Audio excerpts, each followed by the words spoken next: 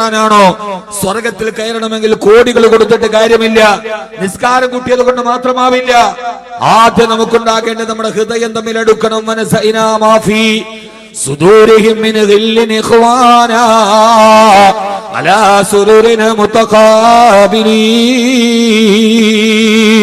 അല്ലാഹുവിന്റെ ഖുർആൻ പറയുകയാ, നാളെ സ്വർഗത്തിൽ അല്ലാഹു സുബ്ഹാനഹു വ തആല ഒരുമിച്ച് കൂടുന്ന മുഅ്മിനീങ്ങളുടെ വിഷയം പറയുമ്പോ വനസൈനാ മാഫീ സുദൂരിഹിം മിൻ ഗില്ലിൻ ഇഖ്വാനാ, അവരുടെ ഹൃദയത്തിൽ നിന്ന് ഞാൻ വിദ്വേഷത്തെയും പകയെയും എടുത്തു മാറ്റി അവരുടെ ഉള്ളിൽ സാഹോദര്യമാകുമ്പോഴാണ് അലാ സുറൂരിൻ മുതഖാബിലീൻ,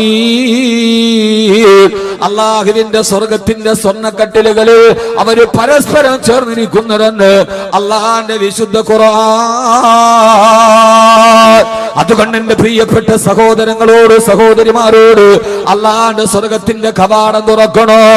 ആ വിശുദ്ധമായ ജീവിതത്തിന്റെ അഭിലാഷമായ സ്വർഗത്തില് കാലാകാലം ജീവിക്കണോ.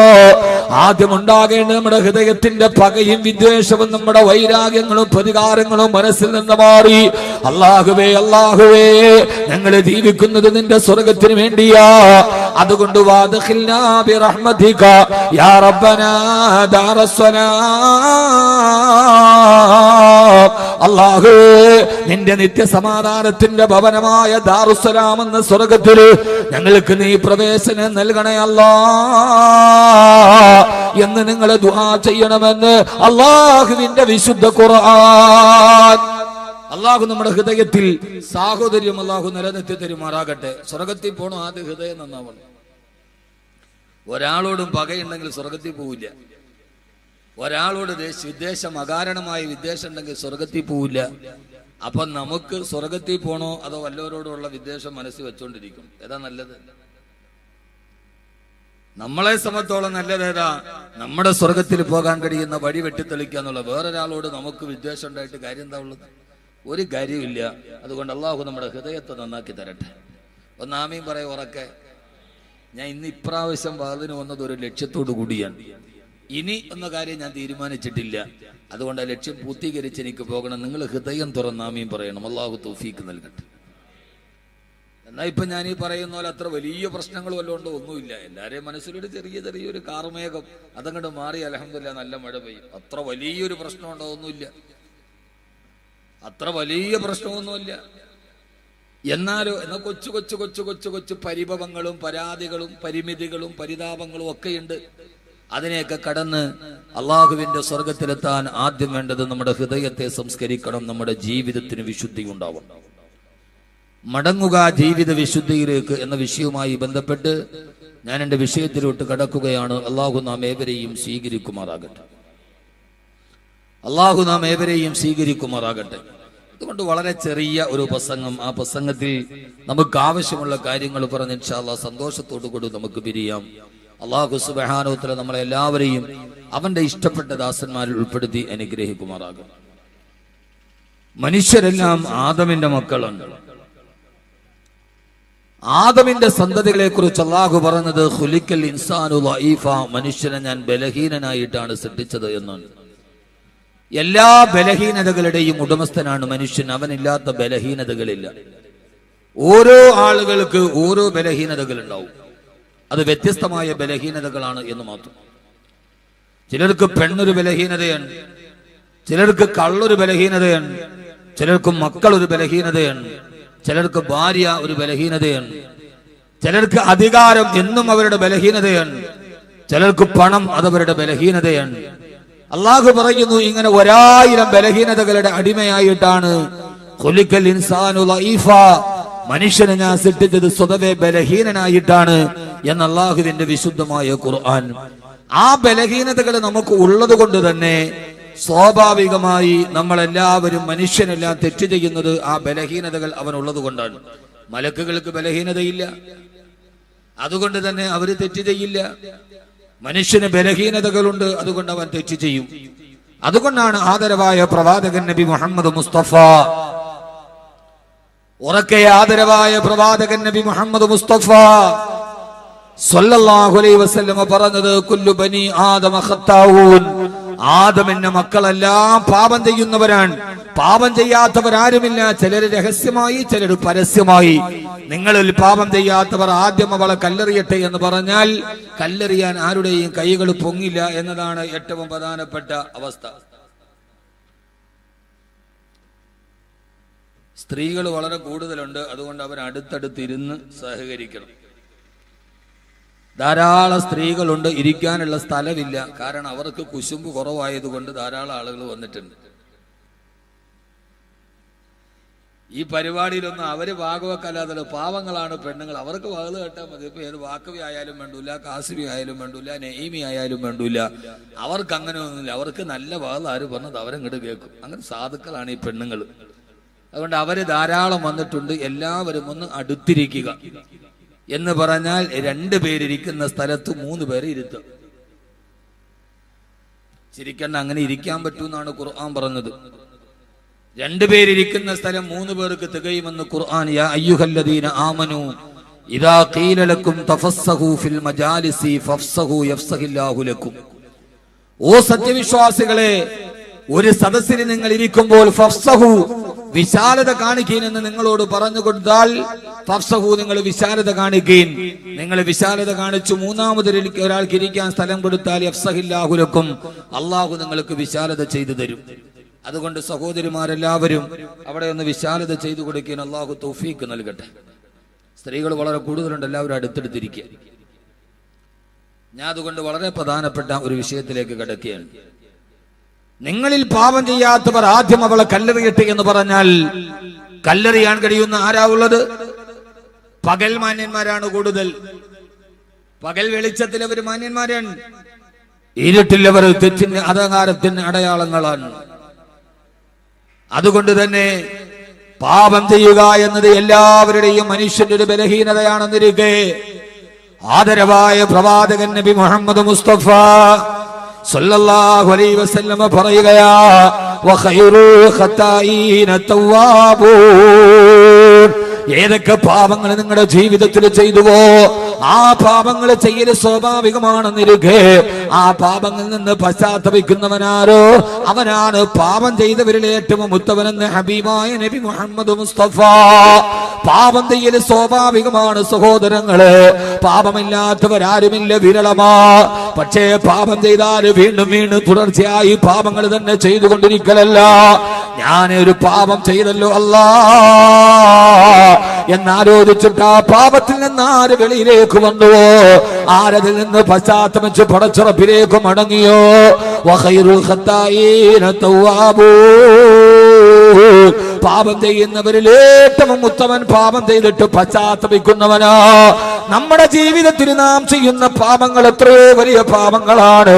നമ്മുടെ ജീവിതം മുഴുവനെ കണ്ണുകൊണ്ട് കാണുന്നത് പാപമാ, കാലുകൊണ്ട് നടക്കുന്നത് പാപങ്ങളിലേക്കാ, ഹൃദയം കൊണ്ട് ചിന്തിക്കുന്നത് പാപങ്ങളെ കുറിച്ചാ.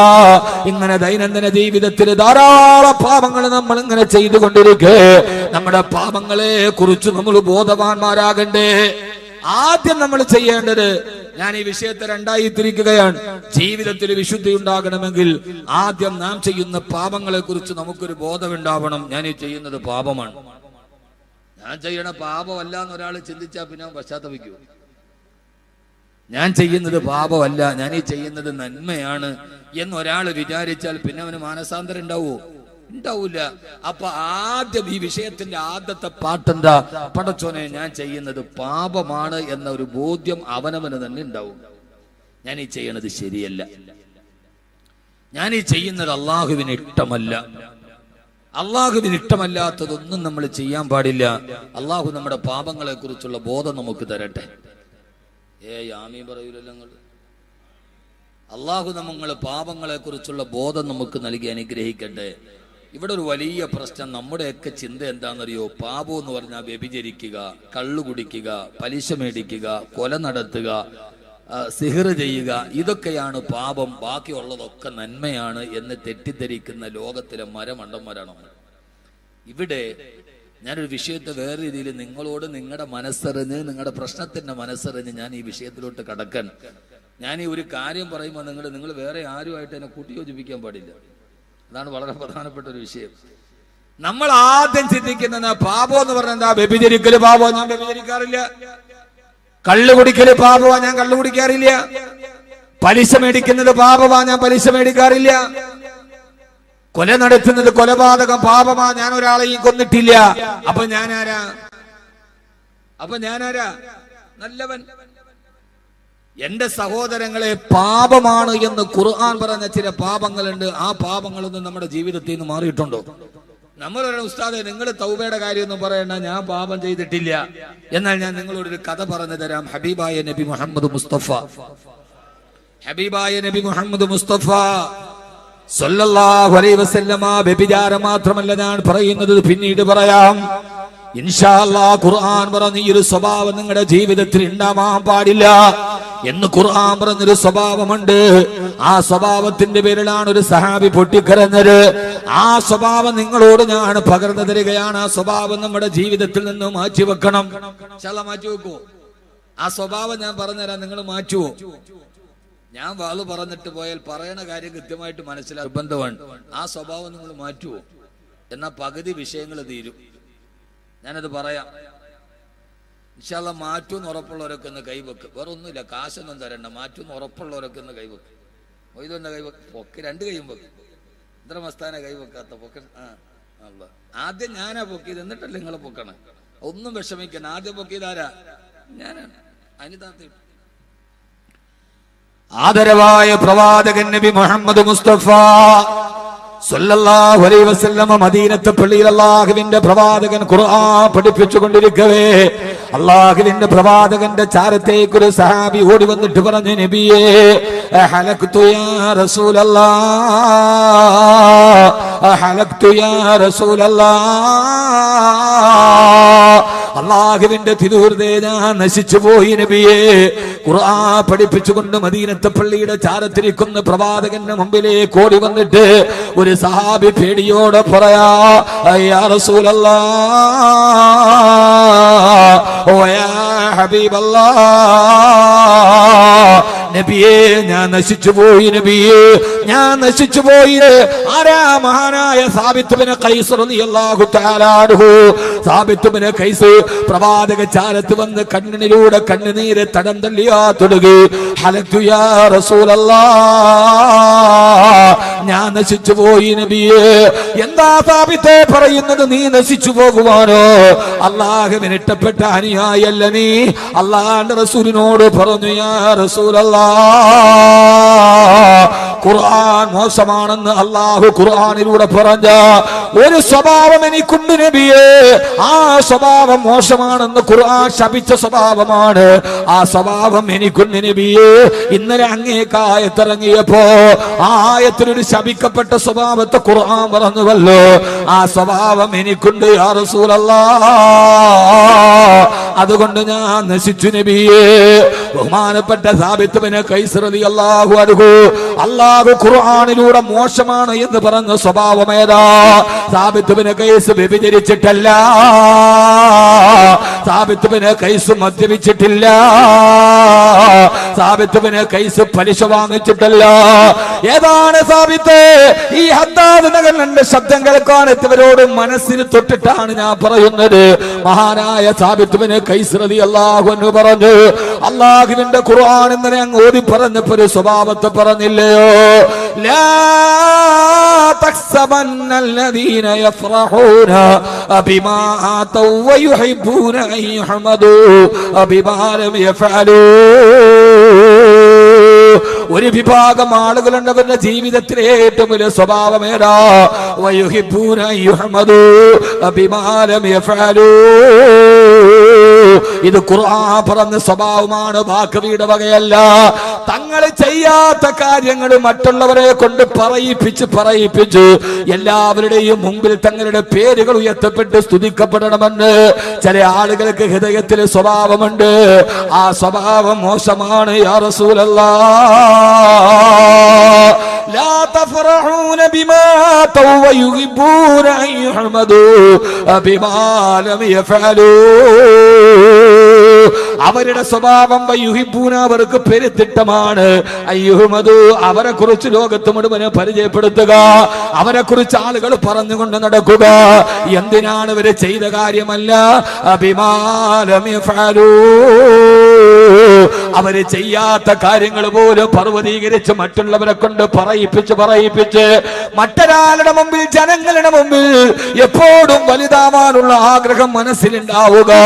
ഇത് ഖുർആൻ നിരോധിച്ച സ്വഭാവമാണ്, ഇത് ഖുർആൻ നിഷേധിച്ച സ്വഭാവമാണ്, ഇത് ഖുർആൻ ശപിച്ചാണ്, ഇത് അല്ലാഹ് ഇഷ്ടപ്പെടാത്ത സ്വഭാവമാണ്, ഇത് അമലുകൾ നശിപ്പിക്കുന്ന അദ്ദേഹത്തിന്റെ സ്വഭാവമാണ്, ഇത് നരകത്തിന്റെ പ്രവേശനത്തിന്റെ കാരണമായ സ്വഭാവമാണ്.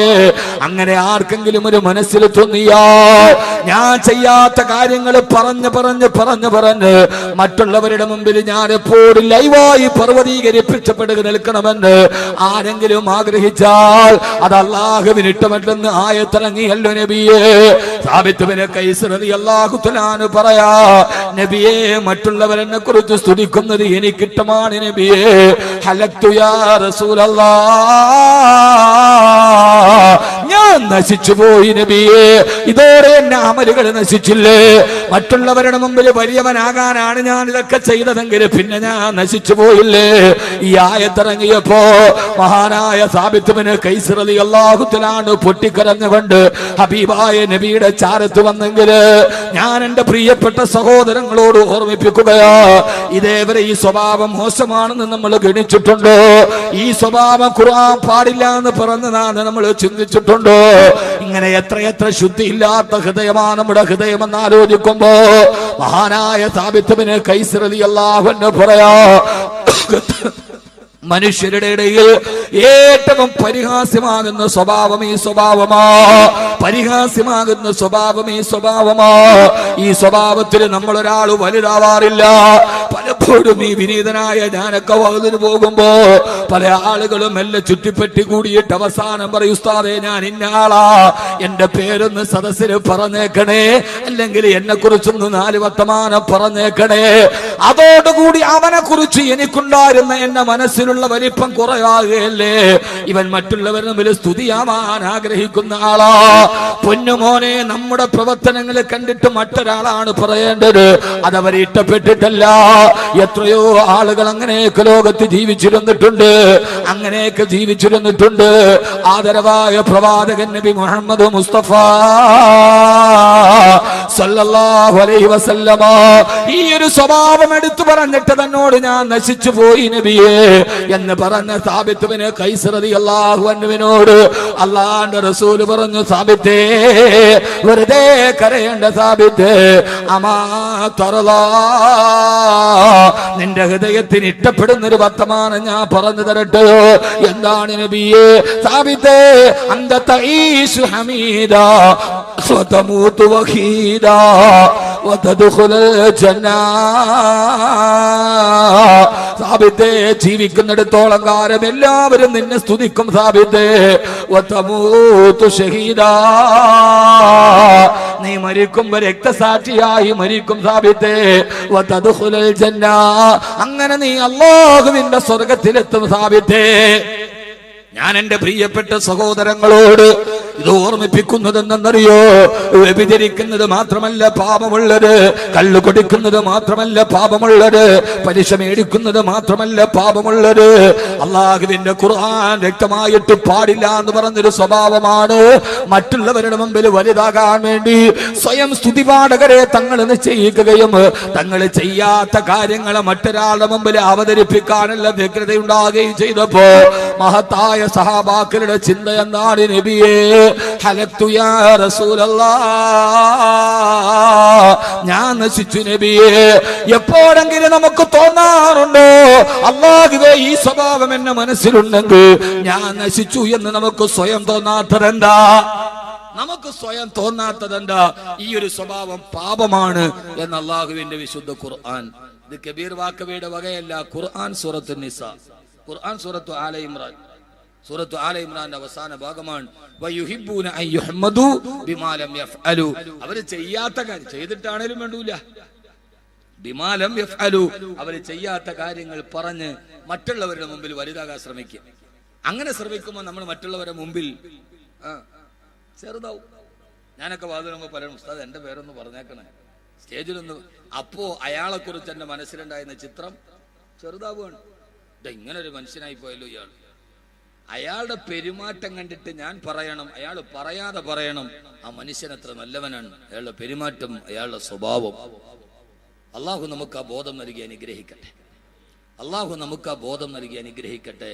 ആദരവായ പ്രവാചകൻ നബി മുഹമ്മദ് മുസ്തഫ, ഉറക്കെ ആദരവായ പ്രവാചകൻ നബി മുഹമ്മദ് മുസ്തഫ സല്ലല്ലാഹു അലൈഹി വസല്ലമ, അള്ളാഹുവിന്റെ റസൂലിന്റെ സഹാബാക്കൾ ഇങ്ങനെ ചിന്തിച്ചവരായിരുന്നു. അങ്ങനെ നമുക്ക് ഖുർആനിലൂടെ ചിന്തിക്കാൻ കഴിയണം. അല്ലാഹുവേ, ഈ സ്വഭാവം എനിക്കൊക്കെയുണ്ടല്ലോ, ഈ സ്വഭാവമൊക്കെ എനിക്കൊന്ന് മാറ്റണം, ഈ സ്വഭാവം എനിക്കൊന്ന് മാറ്റാം. നമ്മൾ ചിന്തിക്കും, നമ്മൾ ചില ആളുകൾ പറയും എന്റെ സ്വഭാവം അതാ, ഇനിയിപ്പോ മാറ്റാൻ നോക്കിയാലൊന്നും മുഅ്മിനിന്റെ സ്വഭാവമല്ല, അത് ഈമാനുള്ളവല്ല എന്ന് വിചാരിക്കരുത്. ആ പറയൽ ഈമാനിന്റെ ലക്ഷണമല്ല. മാറ്റണം. മാറ്റാൻ പറ്റാത്ത സ്വഭാവങ്ങൾ അതാ ഉള്ളത്. അള്ളാഹു നമ്മുടെ തെറ്റുകളെ കുറിച്ചുള്ള ബോധം നമുക്ക് നൽകി അനുഗ്രഹിക്കട്ടെ. ആമീൻ പറ മനുഷ്യന്മാരെ. അള്ളാഹു നമുക്ക് തെറ്റുകളെ കുറിച്ചുള്ള ബോധം നൽകി. ആദ്യം അതുകൊണ്ടാണ് ഞാൻ പറയുന്നത്, ഞാൻ ചെയ്തത് തെറ്റാണ് എന്ന ഒരു ബോധം ആദ്യം ഉണ്ടാവുക. ഇത് തെറ്റാണ്, ഇത് ഖുർആൻ പറയുന്ന സ്വഭാവമാണ് എന്ന് നമുക്ക് തോന്നിയാൽ പിന്നെ നമ്മൾ അതിൽ നിന്ന് മാറൂലേ? അള്ളാഹു നമുക്ക് അതിൽ നിന്ന് മാറി നിൽക്കാൻ തൗഫീഖ് നൽകട്ടെ. നമ്മളത് ആഗ്രഹിച്ചില്ല എന്നാൽ മറ്റുള്ളവരത് പറയുന്നു. അൽഹംദുലില്ലാ, അൽഹംദുലില്ലാ.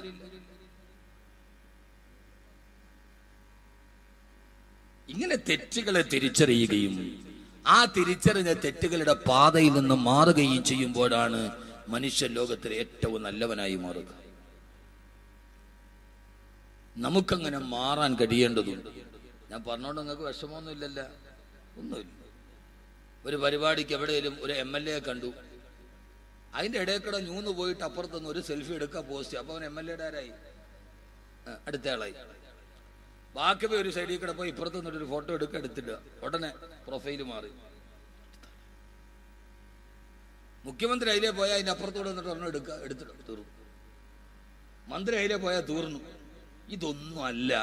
നമ്മൾ അള്ളാഹുവിന്റെ മുമ്പിലാണ് വലിയവരാകേണ്ടത്. മറ്റുള്ളവന്റെ മുമ്പിൽ വലിയവനായിട്ട് ഒരു കാര്യം ഉണ്ടാവില്ല. അത് ഈ മണ്ണിന്റെ അടിയിൽ തീരാനുള്ളതല്ല. ആരുടെ മുമ്പിൽ വലിയവനായിട്ട് കാര്യം എന്താ? മരിച്ചു എന്ന് കേട്ടപ്പോ 400 പേര് കൂടെ മരിച്ച പുരട്സി തലൈവി ജയലളിത എവിടെ? ചെന്നൈ നഗരത്തിന്റെ കടൽ തീരത്തിന്റെ താഴത്ത് എവിടെയോ മണ്ണിൽ പോയി പുഴുക്കൾ തിന്നിട്ട് ആ തടിച്ച ശരീരം തീർന്നിട്ടുണ്ട്. അമ്മേ എന്ന് വിളിച്ചിട്ട് നെഞ്ചത്തടിച്ചു പോയ അനുയായികൾ അധികാരത്തിന് വേണ്ടി അപ്പക്കഷ്ടത്തിന് കടികൂടാനും തുടങ്ങി. ഇത്രേ ഉള്ളൂ. അമ്മേന്ന് വിളിച്ചിട്ട് കരഞ്ഞ അനുയായികൾ അധികാരത്തിന് വേണ്ടി കടിപിടി കൂടാൻ തുടങ്ങി. മരിച്ചു എന്ന് കേട്ടപ്പോ 400 പേര് കൂടെ മരിച്ചു എന്നാ കണക്ക് പറയുന്നത്. എന്ത് ചെയ്യാ? പെണ്ണെവിടെ പോയി? അവൾ 6 അടി മണ്ണിലേക്ക് പോയി. ഇതിനേക്കാൾ ഈ ലോകത്തിന്റെ മുമ്പിൽ വലിയവരായ ആളുകൾ ഖബറിന്റെ കുഴിമാടത്തിൽ കിടക്കുന്നുണ്ടല്ലോ. എന്താ അവര് ബാക്കിയാക്കിയിട്ട് പോയത്? ഒന്നും അവര് ബാക്കിയാക്കിയിട്ടില്ല. അതുകൊണ്ട് ആദ്യം എന്റെ പ്രിയപ്പെട്ട സഹോദരങ്ങളോട് എനിക്ക് പറയാനുള്ളത്, ആദ്യം നമ്മുടെ ജീവിതത്തിൽ ഞാൻ ചെയ്തു പോയ തെറ്റുകളെ കുറിച്ചുള്ള ബോധം ഉണ്ടാവുക. എന്താ ബോധം? ഹബീബായ നബി മുഹമ്മദ് മുസ്തഫ, ഉറക്കെ ആദരവായ പ്രവാചകൻ നബി മുഹമ്മദ് മുസ്തഫ സല്ലല്ലാഹു അലൈഹി വസല്ലം സലാത്ത് പറയും. റബീഉൽ അവ്വൽ തീർന്നില്ലല്ലോ. നിങ്ങൾ റബീഉൽ അവ്വൽ ആയി കഴിയുമ്പോ കാസർഗോഡുകാരെ ഉശിരൊരു വല്ലാത്ത ഉശിര. 13 ജില്ലയിലും ഇല്ലാത്ത ഉശിരാണ് റബീഉൽ അവ്വലിന് കാസർഗോഡുകാരുടെ ഒരു റാലിയുടെ ഉശിര്. ഇപ്രാവശ്യത്തെ റാലിയാന്ന് തോന്നുന്നു ഫേസ്ബുക്കിൽ ഞാൻ കണ്ടു.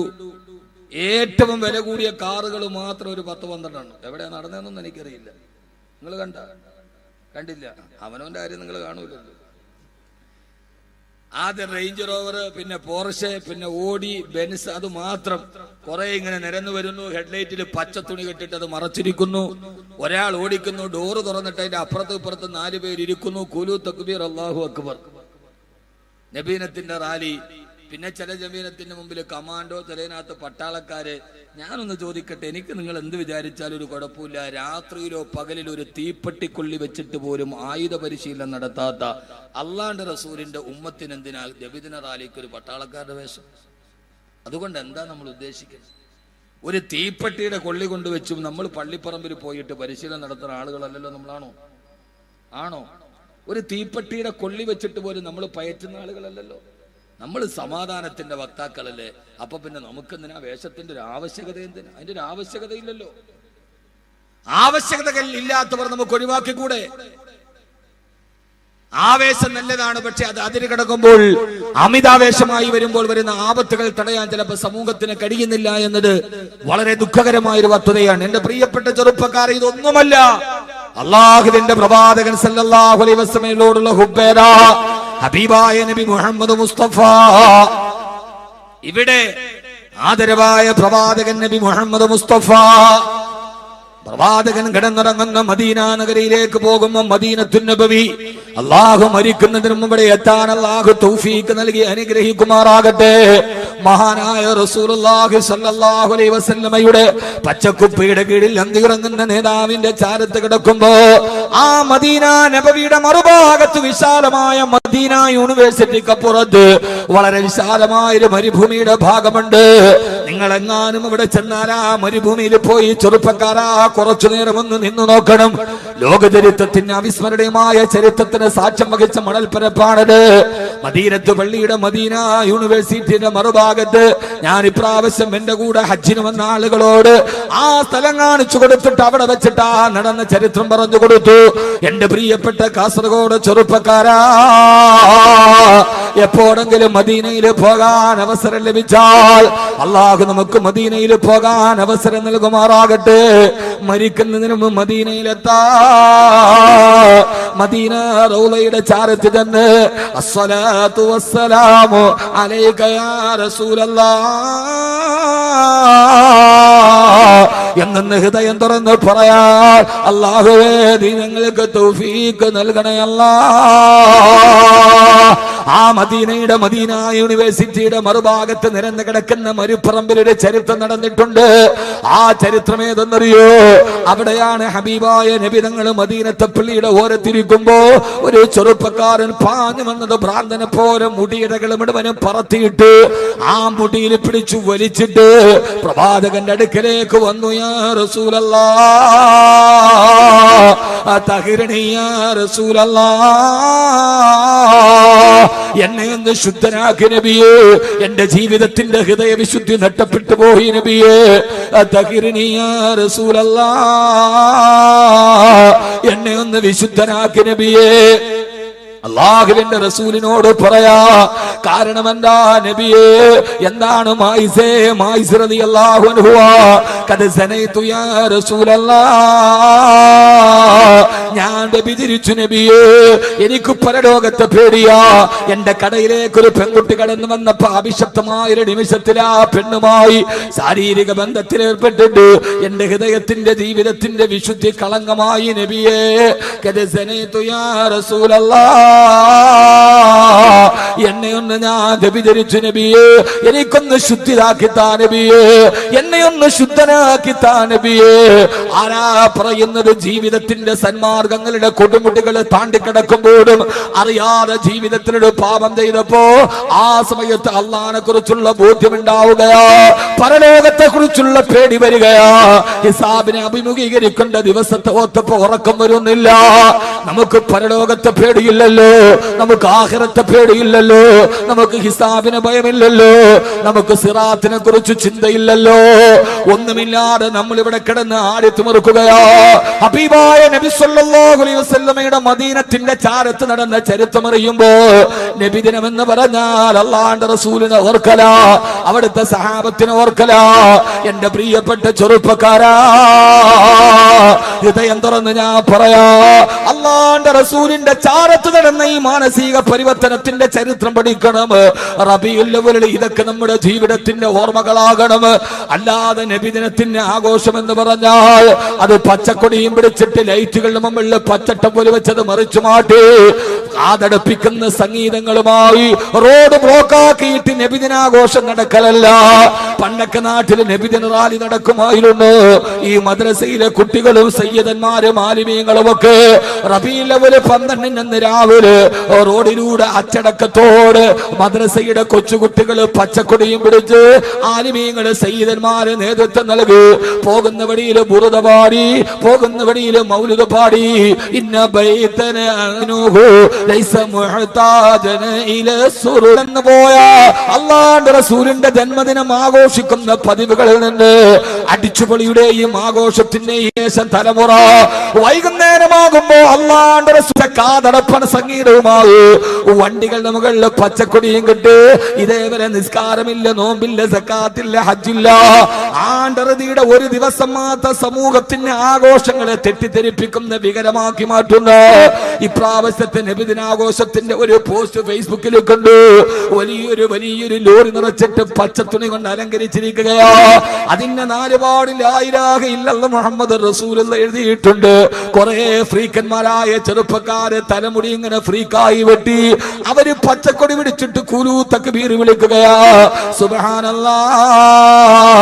ഒരു ചെറുപ്പക്കാരൻ കാലെടുത്ത് ചവിട്ടിയിരിക്കുന്നത് ലാ ഇലാഹ ഇല്ലല്ലാഹ് മുഹമ്മദ് റസൂലുള്ളാഹ് എഴുതിയിരിക്കുന്ന ബാനറിന്റെ മുകളിൽ കാല് ചവിട്ടിയിട്ട് അവൻ തക്ബീർ വിളിക്കുകയാ. എന്റെ പ്രിയപ്പെട്ട പൊന്നുമോനെ, ഞാനൊന്ന് ചിന്തിക്കട്ടെ, ഇന്നേവരെ ഹൃദയത്തിന്റെ ചിന്തകളും വികാരങ്ങളും മാറ്റാത്തത് എങ്ങനെയാ? എങ്ങനെയാടാ യുവാവേ നിനക്ക് ആ സമയത്ത് ഇങ്ങനെ ആഘോഷത്തിൽ അടിച്ചു തീർക്കാൻ കഴിയാ? ആ സമയത്ത് നിന്റെ സഹോദരങ്ങളും മാനത്തിന് വേണ്ടി കേടുകയല്ലേ? എങ്ങനെയാ നിനക്ക് ഇങ്ങനെ ആഘോഷിക്കാൻ കഴിയാ? അതേ സമയത്ത് നീ നോക്കുമ്പോ ബശാറുൽ അസദ് എന്ന ഏകാധിപതിയായ സർവാധിപതിയായ സ്വേച്ഛാധിപതിയായ വംശാധിപതിയായ ആ രാജാവിന്റെ പട്ടാളക്കാര് സിറിയയിലെ അവര് ചോദോ എന്തെന്നറിയോ? പാതിരാ സമയത്ത് തകർത്ത് കയറി പുരുഷന്മാരെ പിടിച്ച് തൂണിൽ ബലമായി കെട്ടിയിട്ട് അവരെ തോക്കിന്റെ മുനയിൽ ചൂണ്ടി നിർത്തി.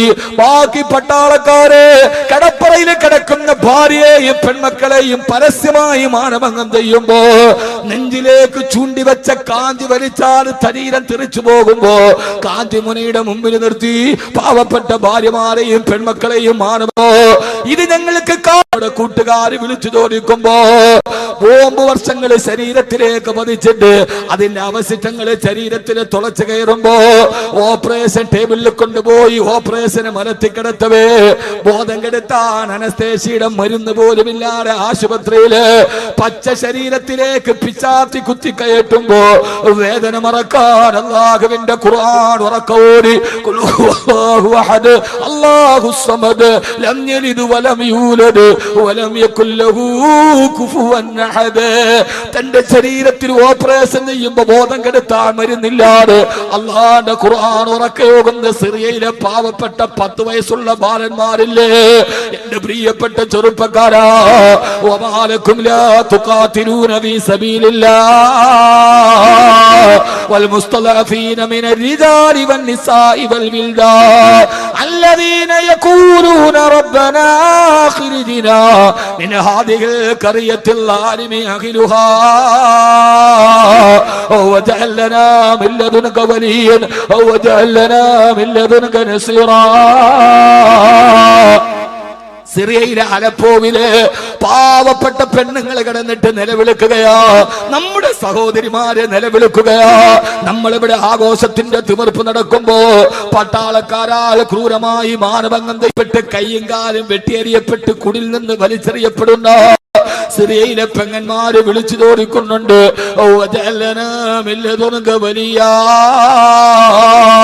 പടച്ചവനെ, ഞങ്ങൾക്കൊരു മോചകനെ എവിടെയാ കിട്ടുക? ഓക്സാൻ സൂചി എന്ന് പറയുന്ന നോബൽ സമ്മാന ജേതാവ് ഭരിക്കുന്ന ബർമയിൽ തീപ്പെട്ടിക്കൊള്ളികളെ പോലെ തീക്കുണ്ടാരം കെട്ടിയുണ്ടാക്കിയിട്ടതിന്റെ മുകളിലൂടെ മരത്തിൽ കിടത്തിയിട്ട് പച്ചക്ക് തീ കൊളുത്തി പച്ചമാംസം വെന്തിരിയുന്ന റോഹിംഗ്യയിലെ പാവപ്പെട്ട കൊച്ചു കുഞ്ഞുങ്ങൾ വിളിച്ചു ചോദിക്കുകയാ.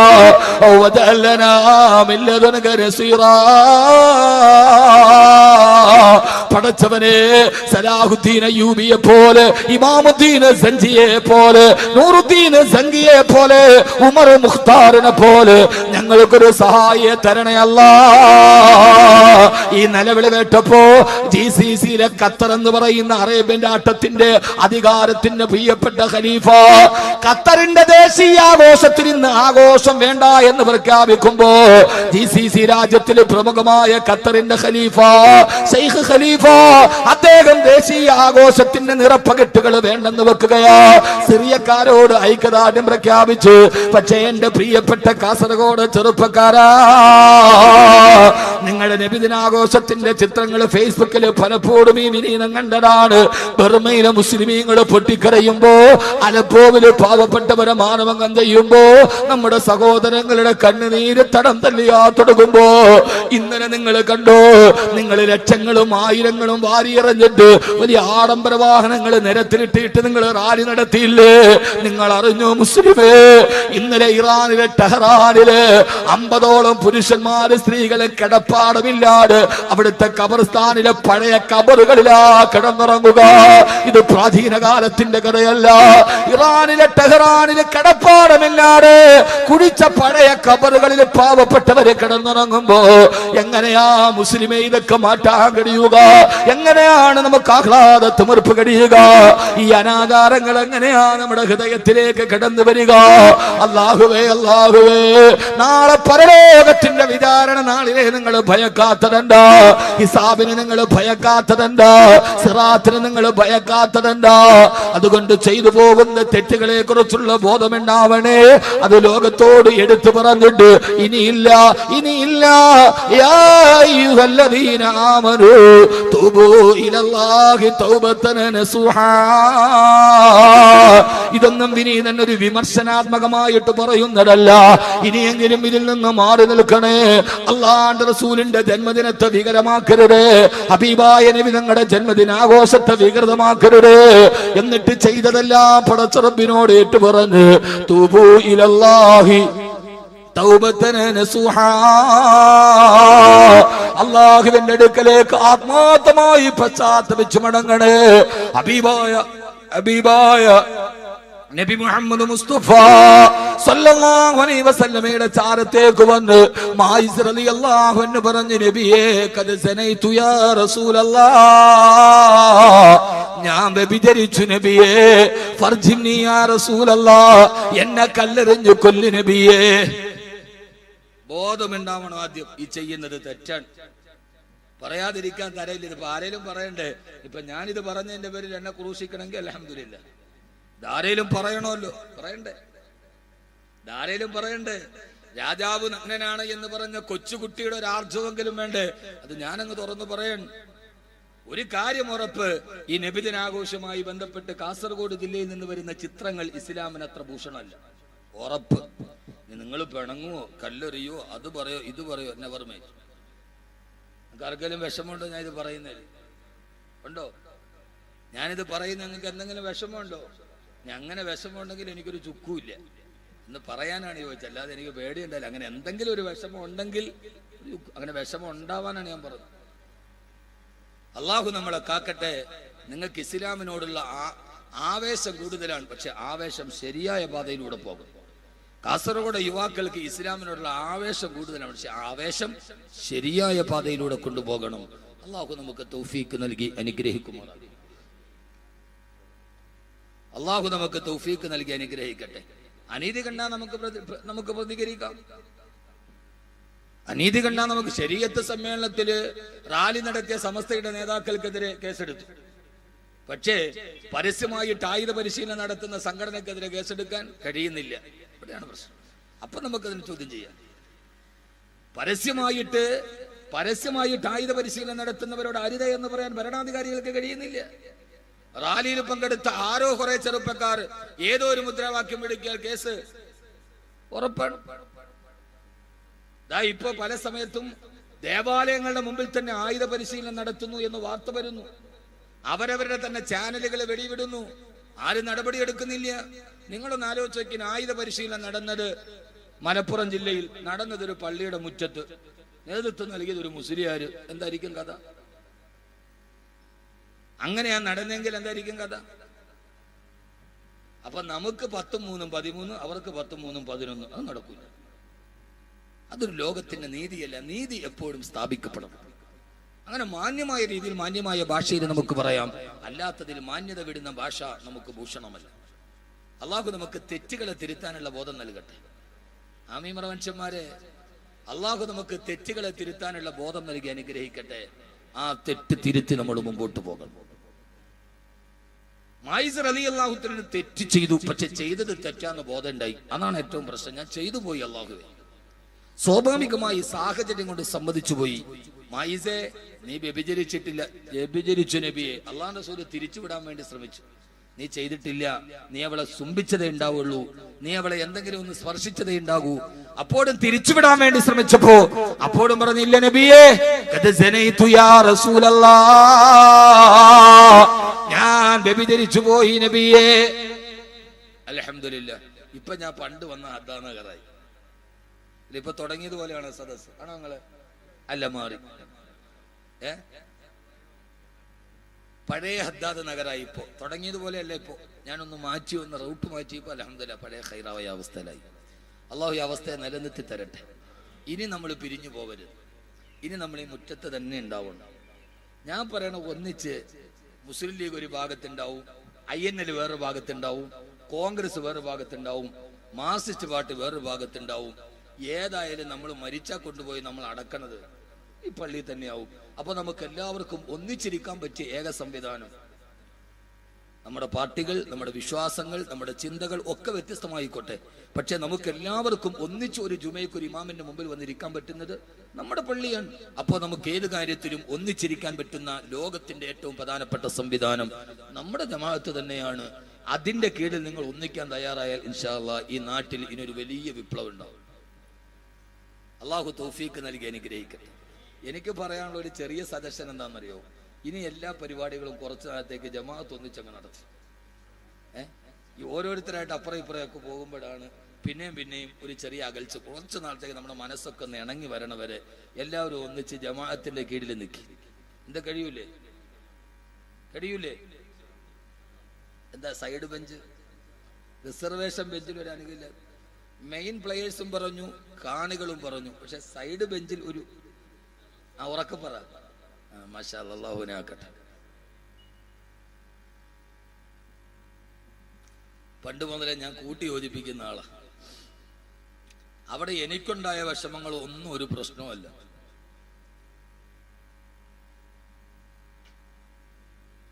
ആദരവായ പ്രവാചകൻ നബി മുഹമ്മദ് മുസ്തഫ സല്ലല്ലാഹു അലൈഹി വസല്ലം അങ്ങനെ ആയാൽ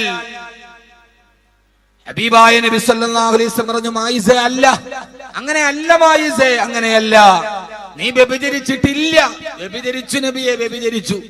കോടതിയുടെ ആനുകൂല്യം വേണ്ട, വക്കീലിനെ കൊണ്ട് കള്ളം പറയിപ്പിച്ചില്ല, സാക്ഷിയെ സ്വാധീനിപ്പിച്ചില്ല, എല്ലാം നടക്കും. പക്ഷേ പേടിച്ചതാരെയാ? അള്ളാഹുവിനെയാണ്. ഇവിടെയൊക്കെ രക്ഷപ്പെട്ടാലും ഞാൻ അള്ളാഹുടെ മുമ്പിൽ പോയി നിൽക്കണ്ടേ? ഒരു സ്വാധീനത്തിനും വഴങ്ങാത്തൊരു ജഡ്ജിയല്ലേ. അവിടുത്തെ സാക്ഷികളെ വിലക്കെടുക്കാൻ കഴിയില്ലല്ലോ. ഇവിടുത്തെ സാക്ഷിയാരാ?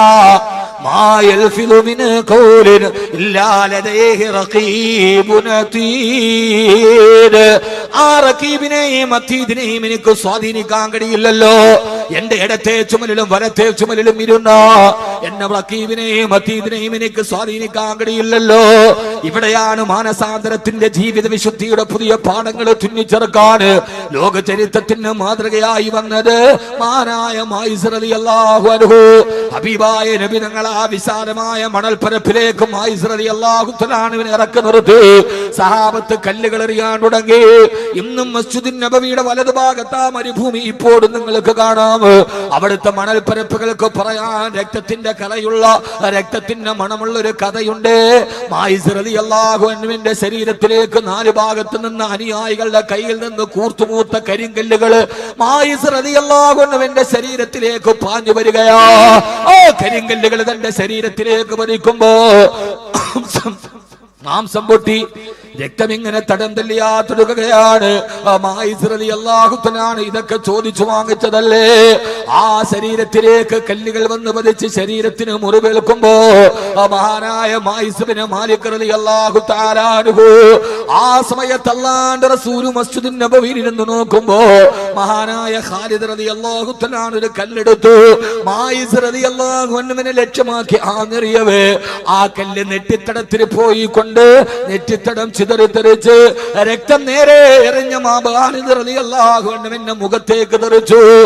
ആ ചൂട് രക്തം തന്നെ മുഖത്തേക്ക് തെറിച്ചപ്പോ ഖാലിദ് റളിയല്ലാഹു തആല കൈയുടെ പുറകുഭാഗം കൊണ്ട് ഛേ എന്ന് പറഞ്ഞിട്ടങ്ങ് തുടച്ചു മാറ്റി. ഹബീബായ നബി സല്ലല്ലാഹു അലൈഹി വസല്ലം ഇത് കണ്ടുകൊണ്ടിരിക്കുകയാ. അല്ലാഹുവിന്റെ റസൂലിന്റെ മനസ്സ് വേദനിച്ചു. അവസാന കല്ലുകൾ തന്റെ ശരീരത്തിലേക്ക് തുടരെ തുടരെ പാഞ്ഞു വന്ന് ശരീരത്തിന്റെ ഭാഗങ്ങളിലൂടെ രക്തം തടം തല്ലിയാ തുടങ്ങി. മായിസ് റളിയല്ലാഹു തആല കുഴഞ്ഞു കടഞ്ഞ് മരുഭൂമിയിലേക്ക് വീടുകയാ. എന്നെ കേൾക്കുന്ന എന്റെ പ്രിയപ്പെട്ട സഹോദരാ, തെറ്റ് ചെയ്തു പോയെങ്കിലും അല്ലാഹുവിന്റെ നരകത്തിൽ പോയി നിൽക്കുന്ന ബുദ്ധിമുട്ടോട്ടുണ്ട് മായിസ് റളിയല്ലാഹു തആല ചോദിച്ചു വാങ്ങിച്ചതല്ലേ? ആ മരുഭൂമിയിൽ രക്തത്തിൽ കുളിച്ചു കിടക്കുമ്പോ ഹബീബായ നബി സല്ലല്ലാഹു അലൈഹി വസല്ലം ഓടിച്ചെന്ന് മായിസ് റളിയല്ലാഹു തആല തന്നെ മടിയിലേക്ക് എടുത്തു വെച്ചു. പറയാതെ തുണ്ടുകളോടെ മായിസ് റളിയല്ലാഹു അൻഹുവിനോട് അല്ലാഹുവിന്റെ റസൂൽ ചോദിച്ചു അത്രേ, മായിസേ എന്താണ് മായിസേ? യാ റസൂലല്ലാഹ്, ഞാൻ എന്റെ ജീവിതത്തിൽ ഇത്രയേറെ നന്മകൾ ചെയ്തിട്ടും അങ്ങയുടെ ചാരത്ത് നിന്ന് നിസ്കരിച്ചിട്ടും മസ്ജിദുൻ നബവിയിൽ സ്ഥിരമായി വന്നിരുന്നിട്ടും അറിയാതെ പിശാചെന്നെ ചതിച്ചിട്ട് ഞാനൊരു തെറ്റുപോയി നബിയേ.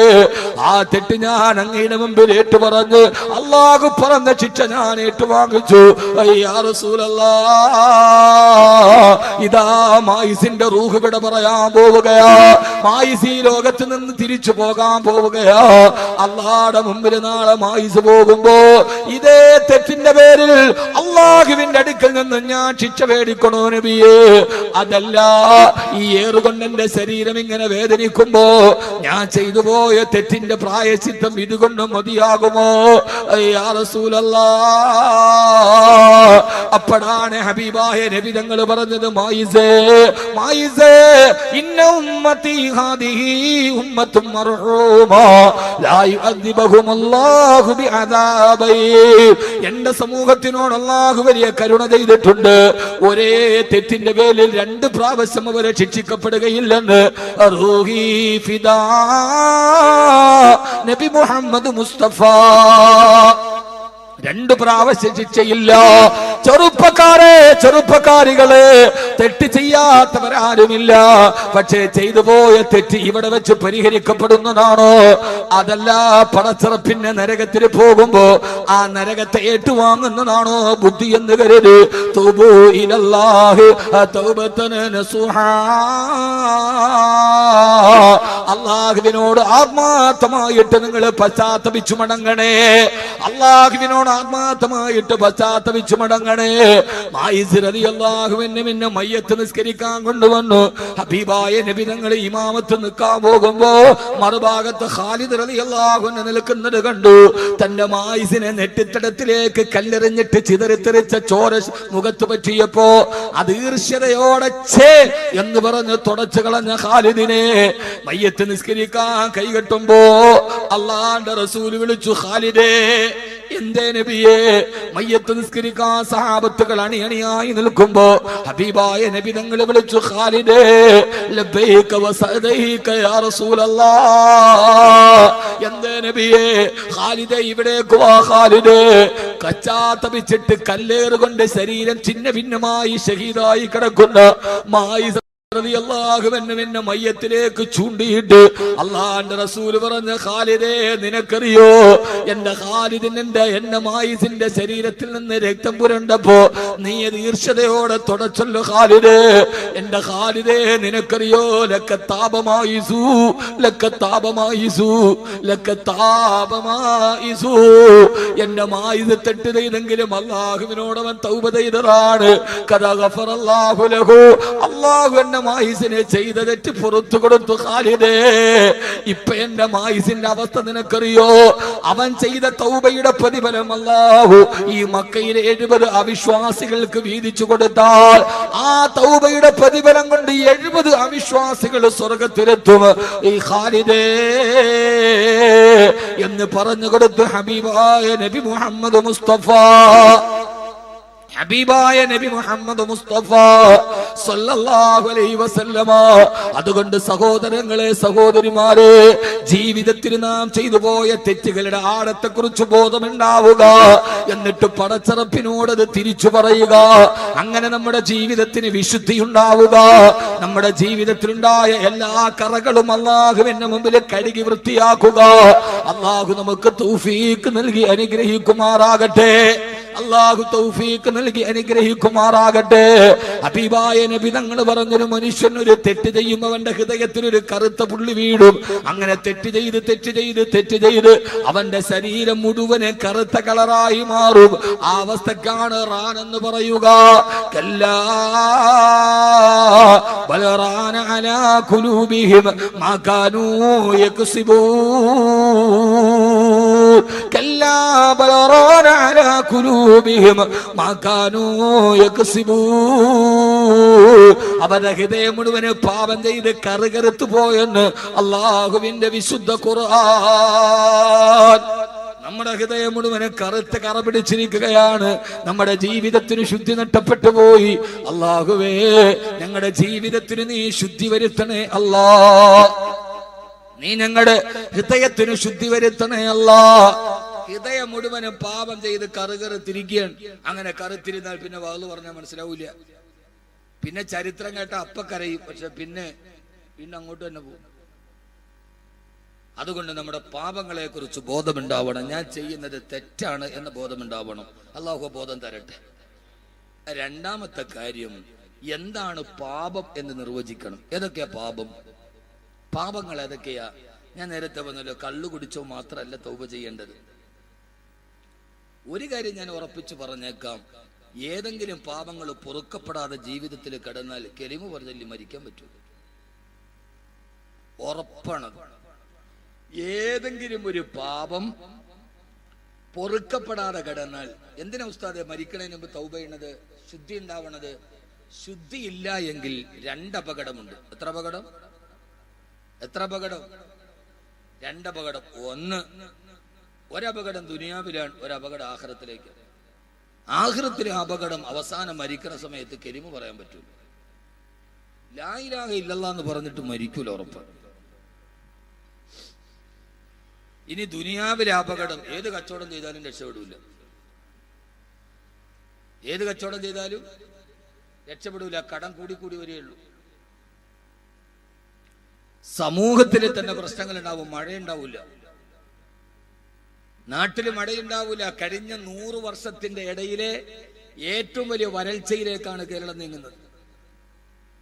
കഴിഞ്ഞ 100 വർഷത്തിന്റെ ഇടയിൽ ഇത്രയും വലിയ വരൾച്ച കേരളത്തിൽ ഉണ്ടായിട്ടില്ല. വെള്ളം കിട്ടൂല. എന്താ കാരണം? ഭാരതപ്പുഴയും ചാലിയാറും പെരിയാറും തടംതല്ലിയാർ തുടങ്ങിയ വൃഷ്ടഭൂമിയായിരുന്ന മലയാള മണ്ണിൽ ഇന്ന് ഒരു തുള്ളി വെള്ളം കിട്ടാതെ പോവാൻ എന്താ കാരണം?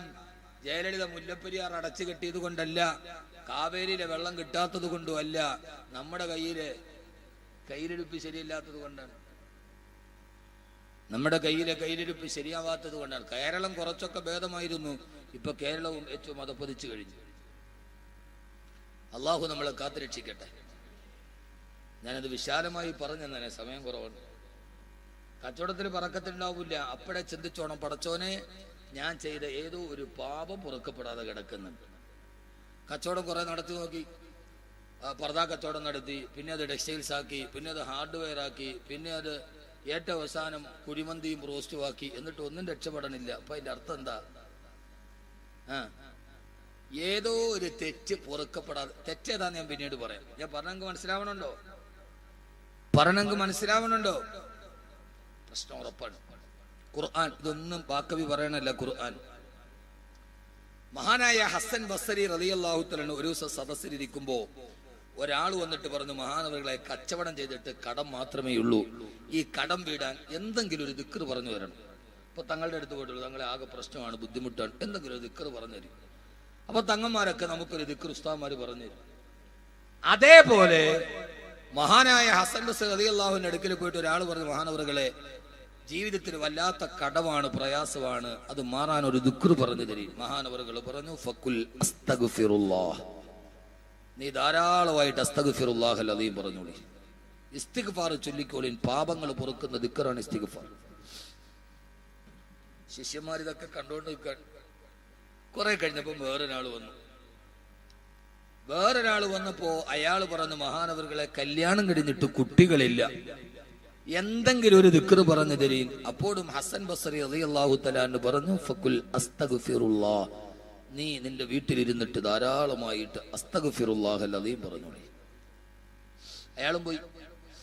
മൂന്നാമതൊരാൾ വന്നു, അയാൾ പറഞ്ഞു, മഹാനവറുകളെ നാട്ടിൽ മഴ പെയ്യാതെ വലിയ വരൾച്ചയിലാണ്, എന്തെങ്കിലും ഒരു പ്രതിവിധി പറഞ്ഞു തരീൻ. അപ്പോഴും പറഞ്ഞു, ഫഖുൽ അസ്തഗ്ഫിറുല്ലാഹ്, നീ ധാരാളമായിട്ട് ഇസ്തിഗ്ഫാർ ചൊല്ലിക്കോളി. അയാളും പോയി. അപ്പൊ ഇത് കണ്ട ശിഷ്യന്മാർ ചോദിച്ചു, ഉസ്താദേ 3 പേര് വന്നിട്ട് 3 രോഗമാണ് പറഞ്ഞത്, കൊടുത്ത മരുന്ന് ഒറ്റ മരുന്നാണ്, ഇത് നമ്മുടെ ഗവൺമെന്റ് ആശുപത്രിയിലെ മരുന്നുമാരോ ആയിപ്പോയല്ലോ എന്ന് ചോദിച്ചു. നമ്മുടെ നാട്ടിലെ താലൂക്ക് ഗവൺമെന്റ് ആശുപത്രി പോയാൽ ഏത് രോഗം പറഞ്ഞാലും ഒരു ചുമന്ന കുപ്പിയിൽ ഒരു കുപ്പിയിൽ ഒരു ചുമന്ന മരുന്നുണ്ടത് വരും, എല്ലാം കുല്ലു ശിഫ. ഏത് ഗവൺമെന്റ് ആശുപത്രി പോയെങ്കിലും ഒരു ചുമന്ന മരുന്നാണ്. ഏത് രോഗം പറഞ്ഞാലും ഡോക്ടർ തരുന്ന മരുന്ന്. ഇത് അതുമാതിരി ആയിപ്പോയല്ലോ എന്ന് ചോദിച്ചു ശിഷ്യന്മാർ. അപ്പോഴാണ് മഹാനായ ഹസൻ ബസ്രി റളിയല്ലാഹു തആല അൻഹു പറഞ്ഞത്, ഇത് ഞാൻ പറഞ്ഞ മരുന്നല്ല, ഇത് അല്ലാഹു സുബ്ഹാനഹു വ തആല മഹാനായ നൂഹ് നബി അലൈഹി സ്വലാത്തു വസ്സലാമിന് പഠിപ്പിച്ചു കൊടുത്ത ചികിത്സയാണ്. ഇത് ഖുർആന്റെ ചികിത്സയാണ്. ഖുർആൻ പഠിക്കണം, അല്ലാഹു തൗഫീഖ് നൽകട്ടെ. فقلت استغفروا ربكم إنه كان غفارا يرسل السماء عليكم مدرارا ويمددكم بأموال وبنين ويجعل لكم جنات ويجعل لكم أنهارا. മഹാനായ നൂഹ് നബി തന്റെ ജനങ്ങളോട് പറഞ്ഞു കൊടുത്തു, ജനങ്ങളെ ഇസ്തഗ്ഫിറൂ റബ്ബക്കും, അല്ലാഹുവിനോട് പാപമോചനത്തിനോട് ചോദിക്കണേ. ഇന്നഹു കാന ഗഫാറാ, അവൻ പാപങ്ങൾ മുഴുവൻ പുറത്തു തരുന്നവനാ. നിങ്ങൾ ധാരാളമായിട്ട് ഇസ്തിഗ്ഫാർ ചൊല്ലിയാൽ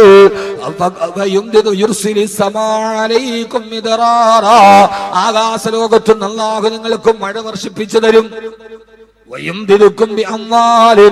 രണ്ടാമത് അല്ലാഹു നിങ്ങളെ സമ്പത്ത് നൽകി സഹായിക്കും, നിങ്ങളുടെ കടങ്ങൾ മാറും. 3 വബനീന, നിങ്ങൾക്ക് അല്ലാഹു സന്താനങ്ങളെ തരുമെന്ന് അല്ലാഹുവിന്റെ വിശുദ്ധ ഖുർആൻ. അപ്പോ ഓരോ സഹോദരങ്ങളോട് സഹോദരിമാരോട് കച്ചവടത്തിന് ബുദ്ധിമുട്ടുണ്ടോ, നാട്ടിൽ മഴയില്ലാതുണ്ടോ, മക്കളെ കിട്ടാതിരിക്കുന്നുണ്ടോ, ആദ്യം ചിന്തിക്കേണ്ടത് ഞാൻ ചെയ്ത ഏതോ ഒരു പാപം അല്ലാഹു പുറത്തു തന്നിട്ടില്ല, ആ പാപം പൊറുക്കപ്പെടാത്തത് കൊണ്ടാണ് ജീവിതത്തിൽ ബറക്കത്തില്ലാത്തത്. അപ്പൊ പറയും, ഞാൻ വ്യഭിചരിച്ചിട്ടില്ല, ഞാൻ കള്ളു കുടിച്ചിട്ടില്ല, ഞാൻ പലിശ മേടിച്ചിട്ടില്ല, ഞാൻ കൊലപാതകം ചെയ്തിട്ടില്ല. അത് മാത്രമല്ല പാപമുള്ളത്. മഹാനായ അൽഖമാ റളിയല്ലാഹു തആല അൻഹു അല്ലാഹുവിന്റെ റസൂലിന്റെ സഹാബിയാ, മരിക്കുന്ന നേരത്ത് കലിമ പറയാൻ ശ്രമിച്ചിട്ട് നാവ് കുടഞ്ഞു പോയി. എന്താ കാരണം? ഉമ്മയെ വേദനിപ്പിച്ചിട്ടുണ്ട്, ഉമ്മയെ വേദനിപ്പിച്ചു എന്ന പാപം പൊറുക്കപ്പെടാതെ കിടന്നപ്പോ അൽഖമയ്ക്ക് കലിമ പറയാൻ കഴിഞ്ഞില്ലെന്ന് നബി മുഹമ്മദ് മുസ്തഫ. അപ്പൊ മാതാപിതാക്കളെ വേദനിപ്പിച്ചിട്ടുണ്ടോ, പാപമാണ്, പൊറുക്കപ്പെടണം. മനസ്സിലാകുന്നുണ്ടോ? എന്ത് ഈ പാപം പൊറുക്കപ്പെടണമെന്ന് തന്നെ വാപ്പാനും ഉമ്മാനെയും വേദനിപ്പിച്ചിട്ടുണ്ട്, പാപം പൊറുക്കപ്പെടാതെ കിടക്കുന്നുണ്ട്. മാതാപിതാക്കളെ വേദനിപ്പിക്കരുത്. പത്തനംതിട്ട ജില്ലയിലെ അടൂർ നഗരത്തില് രാവിലെ മരം കോച്ചു പോലീസുകാര് സ്റ്റേഷനിൽ കൊണ്ടുപോയി. അമ്മയുടെ മക്കളെ വിളിച്ചു വരുത്തി. 8 മക്കളുണ്ടത്രേ. ആ മക്കള് സാധാരണക്കാരനല്ല, പെട്ടിക്കച്ചവടക്കാരനല്ല. ഒരാൾ ഉന്നത വിദ്യാഭ്യാസ വകുപ്പിലെ ജോലിക്കാരനാണ്. ഞാൻ ചിരിച്ചുപോയി. ഉന്നത വിദ്യാഭ്യാസ വകുപ്പ്. മറ്റൊരാള് കൃഷി ഡയറക്ടറാണ്. ഏറ്റവും നല്ല സാലറി വാങ്ങുന്ന ഗവൺമെന്റ് ജോലി വാങ്ങിച്ചു കൊടുത്ത ആ 8 മക്കളും ഒരേ സ്വരത്തിൽ പറഞ്ഞു, ഞങ്ങളുടെ അമ്മയെ ഞങ്ങൾക്ക് വേണ്ട. തെരുവിൽ കിടന്നിട്ട് വിറങ്ങലിച്ച് കിടക്കുന്ന അമ്മ ആ പോലീസ് ഉദ്യോഗം ചോദിച്ചു അത്ര, അമ്മേ 8 മക്കളും ഒരേപോലെ വേണ്ടെന്ന് പറയാൻ നിങ്ങൾ എന്ത് തെറ്റാണ് മക്കളോട് ചെയ്തതെന്ന് ചോദിച്ചപ്പോ അമ്മ പറഞ്ഞ മറുപടി, സാറേ ഒരൊറ്റ തെറ്റേ ഞാൻ ചെയ്തിട്ടുള്ളൂ, അത് മറ്റൊന്നുമല്ല, 8 പ്രാവശ്യം മരണത്തിന്റെ വേദന സഹിച്ച് ഞാൻ ഈ 8 പേരെ പെറ്റൂന്നല്ലാതെ തെറ്റുപോലും ഞാൻ ചെയ്തിട്ടില്ലെന്ന് കേരളത്തിന്റെ അമ്മ മറുപടി പറഞ്ഞു അത്രേ. ഈ കാലഘട്ടത്തിലാണ് ഞാൻ വാതു പറയുന്നത്, മാതാപിതാക്കളുടെ മനസ്സിനെ അകാരണമായി വേദനിപ്പിച്ചിട്ടുണ്ടോ? വല്ലാഹി നീ എത്ര പൊന്തിയാലും മരിക്കുന്ന സമയത്ത് കലിമ പറയാൻ കഴിയില്ല. ആ പാപം പൊറുക്കപ്പെടാതെ കടന്നെങ്കിൽ ഹബീബായ നബി മുഹമ്മദ് മുസ്തഫ സല്ലല്ലാഹു അലൈഹി വസല്ലമ ഭർത്താവിന്റെ മനസ്സ് വേദനിപ്പിച്ചിട്ടുണ്ടോ? ഭർത്താവ് അറിയാതെ വേറൊരു പെണ്ണുമായി ആണുമായി ബന്ധമുണ്ടോ? ഭാര്യ അറിയാതെ വേറൊരു പെണ്ണുമായി ബന്ധമുണ്ടോ? ഇത് പൊറുക്കപ്പെടണം. ഇതൊക്കെ പാപമാണ്. ഭർത്താവ് അറിഞ്ഞിട്ടില്ല, എന്നാൽ വേറൊരാളുമായിട്ട് ബന്ധമുണ്ട്, അതറിഞ്ഞ ഭർത്താവിന്റെ മനസ്സിന് വേദന ഉണ്ടാവൂലേ? നിങ്ങൾ കൈകൊട്ടിച്ചിരിക്കുവോ? എന്ത് മനസ്സിലാവും? ഭർത്താവ് ഗൾഫിലാണ്, അല്ലെ ഭർത്താവ് ഇല്ല, നാട്ടിൽ വന്നപ്പോ ആളുകൾ പറഞ്ഞു ഭാര്യയെ കുറിച്ച്, അത് കേട്ടിട്ട് ഭർത്താവിന്റെ മനസ്സിന് വേദന ഉണ്ടായി. അത് പൊറുക്കപ്പെടണം പെങ്ങന്മാരെ. അത് പൊറുക്കപ്പെട്ടില്ലെങ്കിൽ വിഷയമാണ്. ഭർത്താവിന്റെ മനസ്സിനൊരു വേദന ഉണ്ടായാൽ ആ വേദന നമ്മൾ മാറ്റണം. ഒരിക്കൽ ഹബീബായ നബി മുഹമ്മദ് മുസ്തഫ, ഉറക്കെ പറയുന്ന ആദരവായ പ്രവാചകൻ നബി മുഹമ്മദ് മുസ്തഫ സല്ലല്ലാഹു അലൈഹി വസല്ലമ, അള്ളാഹുവിന്റെ റസൂലിന്റെ മനസ്സ് വേദനിച്ചു. ആയിഷ ബീവി പൊട്ടിക്കരഞ്ഞു, തന്റെ ഭർത്താവ് പൊരുത്തപ്പെട്ടു കൊടുക്കുന്നവർ. ചരിത്രൻ. ഒരിക്കൽ ഹബീബായ റസൂലുള്ളാഹി സ്വല്ലല്ലാഹു അലൈഹി വസല്ലമയ്ക്ക് ഏറ്റവും ഇഷ്ടം ആയിഷ ബീവിയോടാണ്. എപ്പോഴും സഞ്ചരിക്കുന്ന ആയിഷ ബീവിയുടെ ഒട്ടകക്കെട്ടിലാണ് ഏറ്റവും കൂടുതൽ സമയം ചെലവഴിക്കുന്നത് ആയിഷ ബീവിയുടെ കൂടെയാണ്. എന്തുകൊണ്ട് അങ്ങനെ ചെലവഴിക്കാൻ കാരണം? ഇപ്പൊ നിങ്ങളോടൊരു ഹൈന്ദവ സഹോദരൻ, ഒരു ക്രൈസ്തവ സഹോദരൻ ചോദിക്കുക, നിങ്ങളുടെ നബിക്ക് 11 ഭാര്യമാരുണ്ട്, എല്ലാ ഭാര്യമാരോടും തുല്യതയോടെ പെരുമാറണമെന്നല്ല നബിയങ്ങൾ പറഞ്ഞത്. എന്നിട്ടും ഏറ്റവും കൂടുതൽ ചെലവഴിച്ചത് ആരുടെ കൂടെയാണ്? ആയിഷ ബീവിയാണ്. ഏറ്റവും പ്രായം കുറഞ്ഞ ഭാര്യ, കന്യകയായ ഭാര്യ. അപ്പൊ അത് നബിതങ്ങൾ പറഞ്ഞതിന് വിരുദ്ധമല്ലേ എന്ന് ചോദിച്ചാൽ നിങ്ങൾ എന്ത് മറുപടി പറയും? പറയും.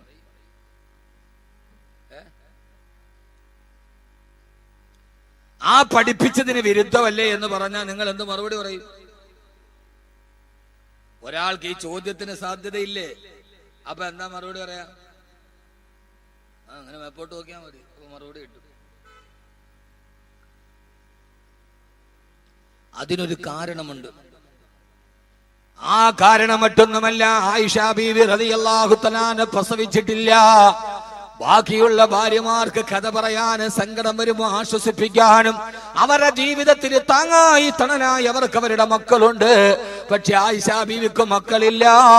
ആശ്വസിപ്പിക്കാനും കഥ പറയാനും അല്ലാഹുവിന്റെ റസൂല് മാത്രമേ ഉള്ളൂ. ആ ഒരൊറ്റ കാരണം കൊണ്ടാണ് ഹബീബായ നബി തങ്ങൾ ആയിഷ ബീവിയുടെ കൂടെ സമയം കൂടുതൽ ചെലവഴിച്ചത്. ബാക്കിയുള്ളവർക്ക് മക്കളുണ്ട്, ആയിഷ ബീവിക്ക് മക്കളില്ല.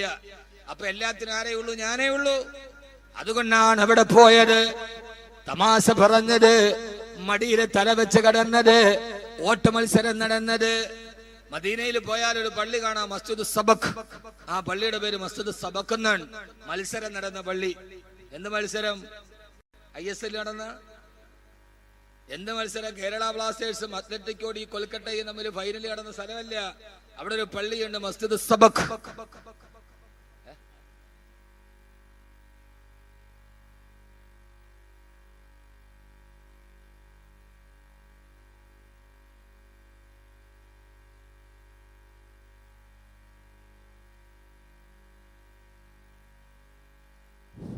ഞാൻ കുറെ നേരം കൊണ്ട് ചിന്തിക്കുന്നുണ്ട് മൈക്കിന് എന്ത് പറ്റി. ആദ്യ മൈക്ക് നല്ല മൈക്കായിരുന്നു, പിന്നെ അതിന്റെ കോയിൽ പോയി നടിക്കും. കുറച്ചുകൂടി ബേസ് കൊണ്ട് ബേസ്. ആദരവായ പ്രവാചകൻ നബി മുഹമ്മദ് മുസ്തഫ ശരിയായില്ല സല്ലല്ലാഹു അലൈഹി വസല്ലമ മത്സരം നടത്തിയ പള്ളിയാണ്. ഏത് മത്സരം? ആയിഷ ബീവിയായിട്ട് ഓട്ട മത്സരം നടത്തി. ആദ്യ മത്സരം നടന്നു, ആയിഷ ബീവി നബി തങ്ങളെ തോൽപ്പിച്ചു. പിന്നീട് ആയിഷ ബീവി പറയാവലം മസ്ദാദ ലഹ്മി, എന്റെ ശരീരത്തിൽ കുറച്ച് ഇറച്ചിയൊക്കെ വെച്ചു, എനിക്ക് തൂക്കം കൂടി, വണ്ണം കൂടി. എന്ത് രസമാ കേൾക്കാൻ. വലം മസ്ദാദ ലഹ്മി, എനിക്കൊരൽപ്പം ഇറച്ചിയൊക്കെ വെച്ചു, എനിക്കൊരൽപ്പം വണ്ണം കൂടി. അത് കണ്ടപ്പോ നബി ഞങ്ങൾ പറഞ്ഞു, ആയിഷ ഇന്ന് നമുക്കൊന്ന് ഓടിയാലോ. അന്ന് ആയിഷ ബീവിക്ക് വണ്ണം കുറവാണ്, അപ്പൊ തോപ്പിച്ചു. വലം മസ്ദാദ ലഹ്മി, എന്റെ ഇറച്ചി കൂടിയപ്പോ വീണ്ടും ഞാൻ നബിയും കൂടെ ഓടി, ഞാൻ തോറ്റുപോയി. വണ്ണം കൂടി കൊണ്ട് ഓടാൻ പറ്റിയില്ല. മസ്ജിദ് സബക്, ഭാര്യയും ഭർത്താവും തമ്മിൽ ഇങ്ങനെ ചില കെമിസ്ട്രിയൊക്കെ ഉണ്ടാവണം. വല്ലപ്പോഴും ഒരു ഓട്ട മത്സരമൊക്കെ നടത്തണം, വീടിന്റെ മുറ്റത്ത് ആരും കാണാതെ. അയലോക്കങ്കാർ കാണരുത്, കണ്ടാ തെറ്റിദ്ധരിക്കും. സുന്നത്തൻ. അള്ളാന്റെ റസൂൽ ആയിഷ ബീവിയുടെ മടിയിൽ തലവറച്ച് വർത്താനം പറഞ്ഞിരുന്നു, കടങ്കഥ പറഞ്ഞിരുന്നു, ചോദ്യം ചോദിച്ചിരുന്നു. ഇതൊക്കെ സുന്നത്താണ്. തൊപ്പിവെക്കൽ മാത്രമല്ല സുന്നത്ത്. നീ വലിയ അവറുകളായിട്ട് ഇങ്ങനെ അങ്ങ് നടന്നാ പോരാ. ഞാൻ ആരാ? ഞാൻ വലിയ അവറുകളാണ്. ഒരു വെള്ള മുണ്ടും എടുത്ത് വെള്ള ഷർട്ടും ഇട്ട് കതറൊക്കെ മുക്കി അത് പശയൊക്കെ മുക്കിയിട്ട് അവൻ ഏതു സമയത്ത് ഒരു ഐഫോൺ ഇങ്ങേച്ച വീട്ടില് മറ്റൊരു ഗാലക്സി S7 ഇവിടെ. ഹലോ DCC പ്രസിഡന്റ് അല്ലേ, സെക്രട്ടറി അല്ലേ? ഇത് പറയണ കേട്ടാ ഓർക്കും ഇവനെന്തോ ലോകത്തെ ഏറ്റവും വലിയ ആളാണ് എന്നും പറഞ്ഞിട്ട് അങ്ങനെ നാട്ടിൽ കൂടെ നടന്നാ പോരാ. ഭാര്യമാരുടെ അടുത്ത് പോയിരിക്കണം, സമയം കൊടുക്കണം അവർക്ക്. സന്ധ്യയാകുമ്പോ വീട്ടിൽ എത്തണം, അവരോട് സംസാരിക്കണം. അല്ല നീ വലിയ ആളായിട്ട് നടന്നാ പോരാ. അവസ്ഥാനം എങ്ങനെ നോക്കൂ. നോക്ക്, നീ അങ്ങോട്ടും ഇങ്ങോട്ടും ദുബൈ പോയി നടന്നാ പോരാ, ഭാര്യമാരുടെ അടുക്കൽ പോയിരിക്കും. ഇത് അവിടെ നിന്ന് വരുമ്പോൾ കുറെ ആളുകളോടെ ടാങ്കിന് ഇടവും കൊടുത്തു വിടും. അത് ദുനിയാവ് മുഴുവൻ കൊണ്ടേ കൊടുത്തിട്ട് വരുമ്പോൾ തിരിച്ചു പോകാൻ സമയമാവും. അങ്ങനെയല്ല, അവരോട് കൂടെ വർത്താനം പറയണം. അള്ളാന്റെ റസൂലും മടിയിലെ തലവെച്ച് വർത്തമാനം സല്ലല്ലാഹു അലൈഹി വസല്ലം. എന്റെ ഒരു അഭിപ്രായം എന്താ അറിയോ? വീടിന്റെ മുമ്പിൽ ഒരു കുറച്ച് മിറ്റം വേണം, ആ മിറ്റത്തിന്റെ സൈഡിൽ കുറച്ച് പുൽത്തകടിയൊക്കെ വേണം. രാത്രിയിൽ മക്കളൊക്കെ കിടന്നുറങ്ങി, അമ്മായിയപ്പനും അമ്മായിയമ്മയൊക്കെ ഉറങ്ങി, ഭാര്യയും ഭർത്താവും കൂടി പോയി രാത്രിയിൽ പോയി ആ പുല്ലിന്റെ മുകളിൽ ഇരുന്ന് അവര് പരസ്പരം കുറച്ചേരം വർത്താനൊക്കെ പറയണം. വല്ലപ്പോഴൊക്കെ, എന്നുമല്ല വല്ലപ്പോഴും ഒക്കെ. അള്ളാഹു തൗഫീഖ് തരട്ടെ. അങ്ങനെയുള്ള വീടൊക്കെ വെക്കണം കേട്ടോ. എന്റെ അഭിപ്രായം അതാണ്. എന്റെ അഭിപ്രായത്തിനോട് യോജിക്കാം വിയോജിക്കാം. ഒരു ചെറിയ വീടാണ്, എന്നാലും അവിടെ ഒരു ചെറിയ സ്ഥലത്ത് കുറച്ച് ചെടിയൊക്കെ നട്ട്, പുല്ലില്ല, നമ്മൾ തന്നെ കുറച്ച് ചെടിയൊക്കെ നട്ട് അവിടെ പോയി ഭാര്യയും ഭർത്താവും കൂടി അവിടെ പോയിരുന്ന്, മക്കളൊക്കെ ഉറങ്ങി, അമ്മയൊക്കെ ഉറങ്ങി, ഭാര്യയും ഭർത്താവും കൂടെ അവിടെ പോയിരുന്നു കുറച്ചേരം വർത്താനം പറഞ്ഞു. അവങ്ങൾക്ക് വലിയ സന്തോഷമാവും.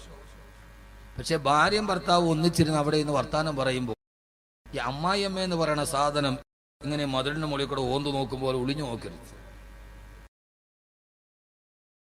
ഭാര്യയും ഭർത്താവും കൊണ്ട് അവിടെ നിന്ന് പറയാ, ഇതിപ്പോ ഇവൾ എന്താ ഇവന്റെ പറ്റൂല. ഹബീബായ നബി സല്ലല്ലാഹു അലൈഹി വസല്ലം അതൊക്കെ ചെയ്യാറുണ്ടായിരുന്നു. അള്ളാഹുവിന്റെ പ്രവാചകന്റെ ഭാര്യമാരുടെ ഇടയിൽ അങ്ങനെ ചില സംസാരങ്ങൾ ഉണ്ടായിരുന്നു. ഒരിക്കൽ അള്ളാഹുവിന്റെ റസൂല് 11 ഭാര്യമാരെയും വിളിച്ചുകൂട്ടി അടുത്തിരുത്തി. എന്താ നബി എല്ലാരെയും കൂടെ വിളിച്ചത്? എന്നിട്ട് നബി സല്ലല്ലാഹു അലൈഹി വസല്ലം 12 ഭാര്യമാരുണ്ടായിരുന്ന ഒരാളുടെ ജീവിതത്തിൽ അദ്ദേഹം അനുഭവിച്ച ദുഃഖത്തിന്റെ ഒരു കഥ പറഞ്ഞു കൊടുത്തു. 11 ഭാര്യമാരെയും കൂട്ടി അടുത്തിരുത്തി. എന്നിട്ട് ബനു ഇസ്രായേലുള്ള 12 ഭാര്യമാരുള്ള ഒരാൾ, അയാൾ അനുഭവിച്ച ത്യാഗവും ബുദ്ധിമുട്ടും നബി ഞങ്ങൾ പറഞ്ഞു കൊടുത്തു. അപ്പൊ ആയിഷ ബീവി ചോദിച്ചു, നബി ഇതിപ്പോ എന്തിനാ ഞങ്ങളോട് പറയണം? അപ്പൊ അല്ലാഹുവിന്റെ റസൂൽ ചുമ്മാ പറഞ്ഞാണ്.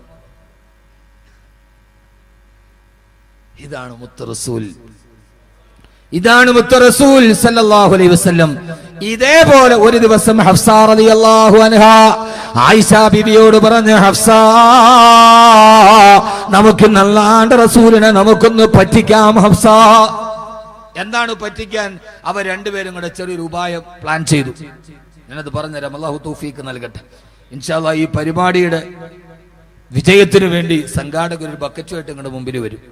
എല്ലാവരും ഒരു കാര്യമായ ഒരു സംഖ്യ പരിപാടിയൊക്കെ അനൗൺസ്മെന്റ് ചെയ്തു. നോട്ട് നിരോധനം വന്നു. ആ നോട്ട് നിരോധനത്തിന്റെ ഇടയിൽ സംഘാടകർക്ക് സാമ്പത്തികമായി വലിയൊരു പ്രയാസമുണ്ട്. പ്രസന്റ് ചെയ്ത് പഠിക്കണം.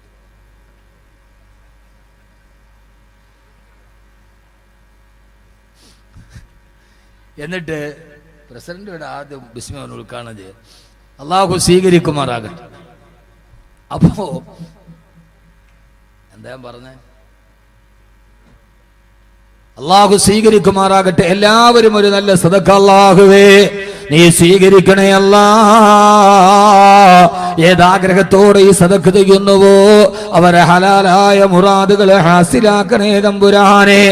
രോഗങ്ങളുണ്ടെങ്കിൽ ശിഫയാക്കണയല്ല, പ്രയാസങ്ങൾ മാറ്റണയല്ല, ബുദ്ധിമുട്ടുകൾ അവസാനിപ്പിക്കണയല്ല. ബിഹഖി സയ്യിദിനാ മുഹമ്മദിൻ വആലിഹി വസഹ്ബിഹി അജ്മഈൻ. ബക്കറ്റ് കൊണ്ടു. ഹഫ്സ റളിയല്ലാഹു തആല പറഞ്ഞു, ആയിഷ, ഇന്നത്തെ ദിവസം ആയിഷ ബിവിയുടെ നിന്റെ ഒട്ടകക്കെട്ടിൽ ഞാൻ കയറിയിരിക്കാം, എന്റെ ഒട്ടകക്കെട്ടിൽ നീ കയറിയിരിക്കുക. അപ്പൊ നബി സല്ലല്ലാഹു അലൈഹി വസല്ലം വന്നിട്ട് നിന്റെ ഒട്ടകക്കെട്ടിലാന്ന് പറഞ്ഞ് കയറുമ്പോൾ അവിടെ ഞാനാണ്. നബിയെ നമുക്ക് ചെറുതായിട്ടൊന്ന് പറ്റിക്കാം എന്ന് പറഞ്ഞു ഹഫ്സ റളിയല്ലാഹു അൻഹ. ഇവിടെ സഹോദരിമാര് കൂടുതലാന്ന് പറഞ്ഞുകൊണ്ട് ഞാൻ ഒന്നും പറഞ്ഞില്ലെന്നുള്ള പരാതി വേണ്ട, ശ്രദ്ധിച്ചു കേൾക്ക്.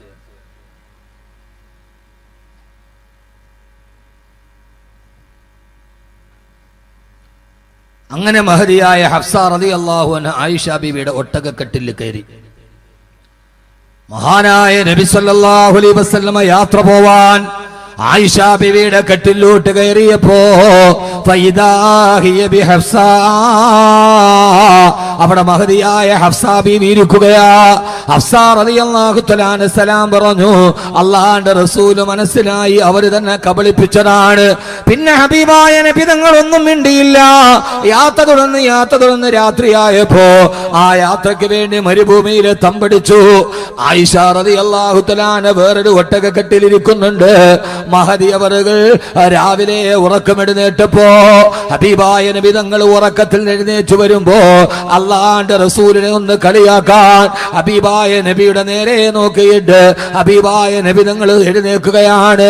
ആയിഷ ബീവി എഴുന്നേറ്റ് പോയി അല്ലാഹുവിന്റെ റസൂലിന്റെ മുമ്പിൽ പോയിട്ട് നബിയെ കബളിപ്പിച്ചല്ലോ നബിയെ എന്ന ഒരു ഭാവത്തിൽ തന്നെ മുഖത്തേക്ക് നോക്കുമ്പോ അല്ലാഹുവിന്റെ റസൂലിന്റെ മുഖത്ത് വല്ലാത്ത വിഷാദഭാവമാ.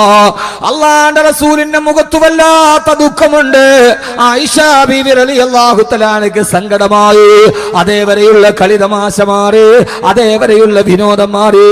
തന്റെ പ്രിയപ്പെട്ട ഭർത്താവായ ഹബീബായ നബി തങ്ങളുടെ മുഖത്ത് വല്ലാത്ത ദുഃഖത്തിന്റെ കാളിമ കണ്ടപ്പോ ആയിഷ ബീവി സങ്കടപ്പെട്ടു പോയി. അല്ലാ, ഇന്നലെ ഞാൻ കാണിച്ച ഒരു കുസൃതി കാരണത്താൽ എന്റെ ഭർത്താവിന്റെ മനസ്സിന് വിഷമമില്ല എന്നുള്ള ബോധ്യം വന്നപ്പോ ആയിഷ ബീവിക്ക് തെറ്റ് മനസ്സിലായി.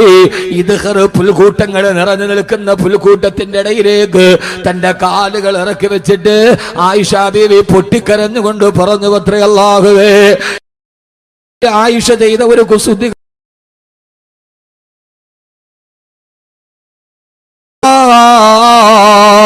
എന്റെ ഭർത്താവിന്റെ മനസ്സ് ഞാൻ വേദനിപ്പിച്ചത് കൊണ്ട് ഇദ്ഖർ പുൽക്കൂട്ടത്തിന്റെ ഉള്ളിൽ നിന്നൊരു പാമ്പോ തേളോ കടന്നു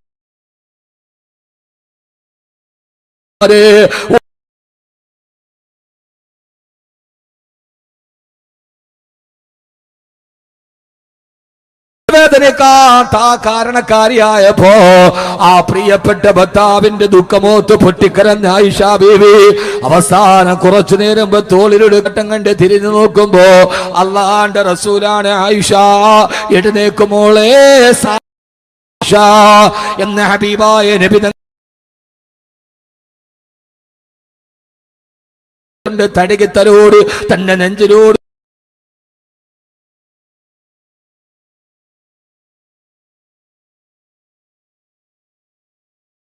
പോയ ആയിഷ റളിയല്ലാഹു അൻഹയെ പോലെ സമയത്തിന്റെ പരിമിതി കൊണ്ട് ഞാൻ ഓർമ്മിപ്പിക്കട്ടെ, നമ്മൾ ചെയ്യുന്ന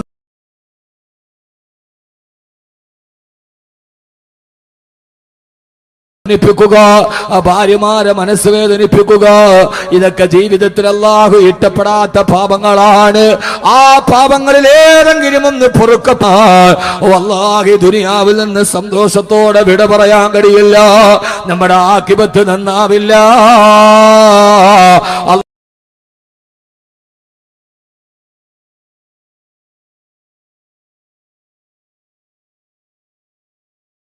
നമ്മുടെ ആഖിബത്തിന് തടസ്സമായി നിൽക്കുന്ന, നമ്മുടെ ആഖിബത്ത് നന്നാവാൻ തടസ്സമായി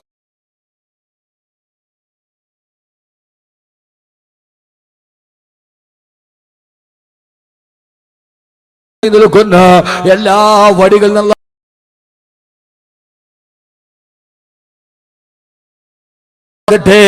അതുകൊണ്ട് എന്റെ പ്രിയപ്പെട്ട ോട് സഹോദരിമാരോട് ഈ വിഷയത്തിന്റെ പരിസമാപ്തി കുറിച്ചുകൊണ്ട് ഈ വിനീതന് പറയാനുള്ളത്, തെറ്റ് ചെയ്യാത്തവര് വളരെ കുറവാ.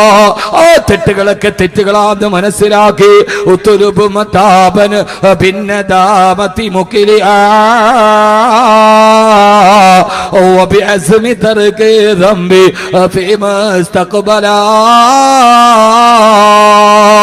ചെയ്തു പോയ എല്ലാ പാപങ്ങളും അല്ലാഹുവേ ഇനി ഞാൻ ജീവിതത്തിൽ ചെയ്യില്ല എന്ന് ഉറപ്പ് വെച്ച് അല്ലാഹുവിലേക്ക് തിരിച്ചു മടങ്ങുക. അല്ലാഹു നമുക്ക് തൗഫീഖ് നൽകി അനുഗ്രഹിക്കുമാറാകട്ടെ. അല്ലാഹു നമുക്ക് തൗഫീഖ് നൽകി അനുഗ്രഹിക്കുമാറാകട്ടെ. അതുകൊണ്ടൊരു അനിവാര്യമായ മാറ്റത്തിന് നമ്മൾ തയ്യാറെടുക്കുക. ആ മാറ്റത്തിന് വേണ്ടി നമ്മുടെ ഹൃദയത്തെ സജ്ജീകരിക്കുക. എല്ലാവരും ഉറക്ക ഒരു 3 സ്വലാത്ത് ചൊല്ലുക. ഇൻഷാ അല്ലാഹ് ഇനി നമുക്ക് ഈ ജീവിതത്തിൽ ഈ ഹദ്ദാദ് നഗർ ഒരുമിച്ചിരിക്കുമ്പോ നമ്മുടെ ഹൃദയത്തിൽ വിദ്വേഷം വേണ്ട, നമുക്ക് പകകൾ വേണ്ട, നമുക്ക് തെറ്റിനോടുള്ള അഭിവാഞ്ച വേണ്ട. അല്ലാഹുവേ ചുരുക്കകാലം നീ ഞങ്ങൾക്ക് ആയുസ് നൽകുമ്പോ ഞങ്ങളിൽ ആദ്യമാരാണ് മണ്ണിലേക്ക് പോകുന്നതെന്നറിയില്ല, ആരാണ് കബറടക്കപ്പെടുന്നതെന്നറിയില്ല, ആരുടെ മയ്യത്ത് നിസ്കാരമാണ് ആദ്യം നിർവഹിക്കുന്നതെന്നറിയില്ല. എന്തിനാണ് മോനെ ഈ മത്സരം? എന്തിനാണ് ഈ വിഭാഗീയത? എന്തിനാ? ഓരോ സംഘടനകളും ഓരോ പാർട്ടികളും ഓരോ മഹല്ലുകളും ഓരോ വിഭാഗങ്ങളും ഒക്കെ ജഹുസമൂഹത്തിന് സ്വാഭാവികമാ. പക്ഷെ അതിനൊക്കെ അപ്പുറം നമ്മളെല്ലാവരും ഒന്നല്ലയോ? നമ്മുടെ കിബില ഒന്നല്ലയോ? നമ്മുടെ റസൂൽ ഒന്നല്ലയോ? നമ്മുടെ ഖുർആൻ ഒന്നല്ലയോ? നമ്മൾ പറയുന്നതെല്ലാം അല്ലാഹു അക്ബർ എന്നല്ലയോ? പിന്നെ എന്തിനാണ് ഈ പരസ്പരമുള്ള മത്സരങ്ങൾ? പിന്നെന്തിനാണ് പരസ്പരമുള്ള അകൽച്ചകൾ? അവസാനം എന്തൊക്കെ പറഞ്ഞാലും ഞാനൊന്ന് ചോദിക്കട്ടെ, നിങ്ങൾ മുസ്ലിം ലീഗുകാരനാണെങ്കിലും INL-കാരനാണെങ്കിലും കമ്മ്യൂണിസ്റ്റുകാരനാണെങ്കിലും കോൺഗ്രസ്സുകാരനാണെങ്കിലും നമ്മളെല്ലാവരും ഒന്നിച്ചു നിൽക്കുന്നൊരു ദിവസമുണ്ട്. ആ ദിവസം ഏറെന്നറിയോ? ഈ പള്ളിയുടെ മുറ്റത്ത് മരിച്ചവന്റെ കൂടപ്പുറപ്പിന്റെ മയ്യത്ത് കൊണ്ടുവന്ന് വെക്കുമ്പോ അതിന്റെ പുറകിൽ നിൽക്കുമ്പോ നമ്മളൊക്കെ ഒന്നിച്ചു പറയുന്നൊരു വാക്കേതാ?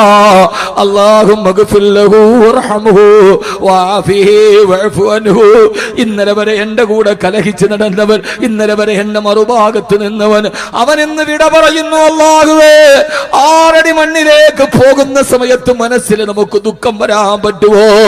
അതുകൊണ്ട് എന്റെ പ്രിയപ്പെട്ട ഹദ്ദാദ് നിവാസികളോട്, എന്റെ പ്രിയപ്പെട്ട ഞാനിത് പറയുന്നത് മനസ്സിൽ തൊട്ടിട്ടാണ്.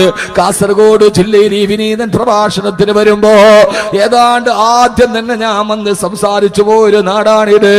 പക്ഷെ ഇപ്പൊ ചില വാക്കുകളൊക്കെ കേൾക്കുമ്പോ, ചില വാർത്തകൾ കേൾക്കുമ്പോ വല്ലാഹി നിങ്ങളുടെ ഒരു സഹോദരൻ രീതിയിൽ മനസ്സിൽ വിഷമം തോന്നാറുണ്ട്. എന്റെ പ്രിയപ്പെട്ട ഹദ്ദാദുകാരെ, ഒരൊറ്റ വാക്ക് ഞാൻ പറയട്ടെ. അലൈക്കുമൽ ജമാ, അലൈക്കുമൽ ജമാ, അലൈക്കുമൽ ജമാ. നിങ്ങൾ നിങ്ങളുടെ ജമാഅത്തിനെ മുറുകെ പിടിക്കണേ. ഹബീബായ നബി തങ്ങൾ പറഞ്ഞത് നിങ്ങൾക്ക് യോജിക്കാൻ കഴിയണോ? അത് നിങ്ങളുടെ ജമാഅത്തിന്റെ കീഴിൽ യോജിക്കാൻ കഴിയണേ. അലൈക്കുമൽ ജമാ, നിങ്ങൾ തമ്മിൽ യോജിക്കാൻ കഴിയണേ. ആ യോജിക്കാൻ കഴിയുന്ന പൊതു സംവിധാനമാണ് ജമാഅത്ത്.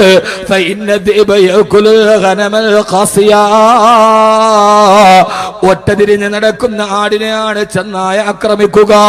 നമ്മുടെ ശരീരത്തിന് നേരെ ശത്രുക്കൾ ഒന്നിക്കുമ്പോ, നമ്മുടെ ദീനിനു വേണ്ടി ശത്രുക്കൾ ഒന്നിക്കുമ്പോ, മുസൽമാന് ജീവിക്കാൻ കഴിയാത്ത സാഹചര്യം ഉണ്ടാകുമ്പോ ഇപ്പോഴും നമ്മൾ മൈക്ക് കെട്ടിയിട്ട് തെറി പറയേണ്ടവരാണോ?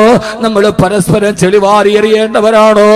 ഒന്നിച്ചൊന്നായി ചേർന്ന് നിന്ന് അല്ലാഹുവേ, മരിക്കുന്നത് വരെ ഞങ്ങളൊന്നാണ്.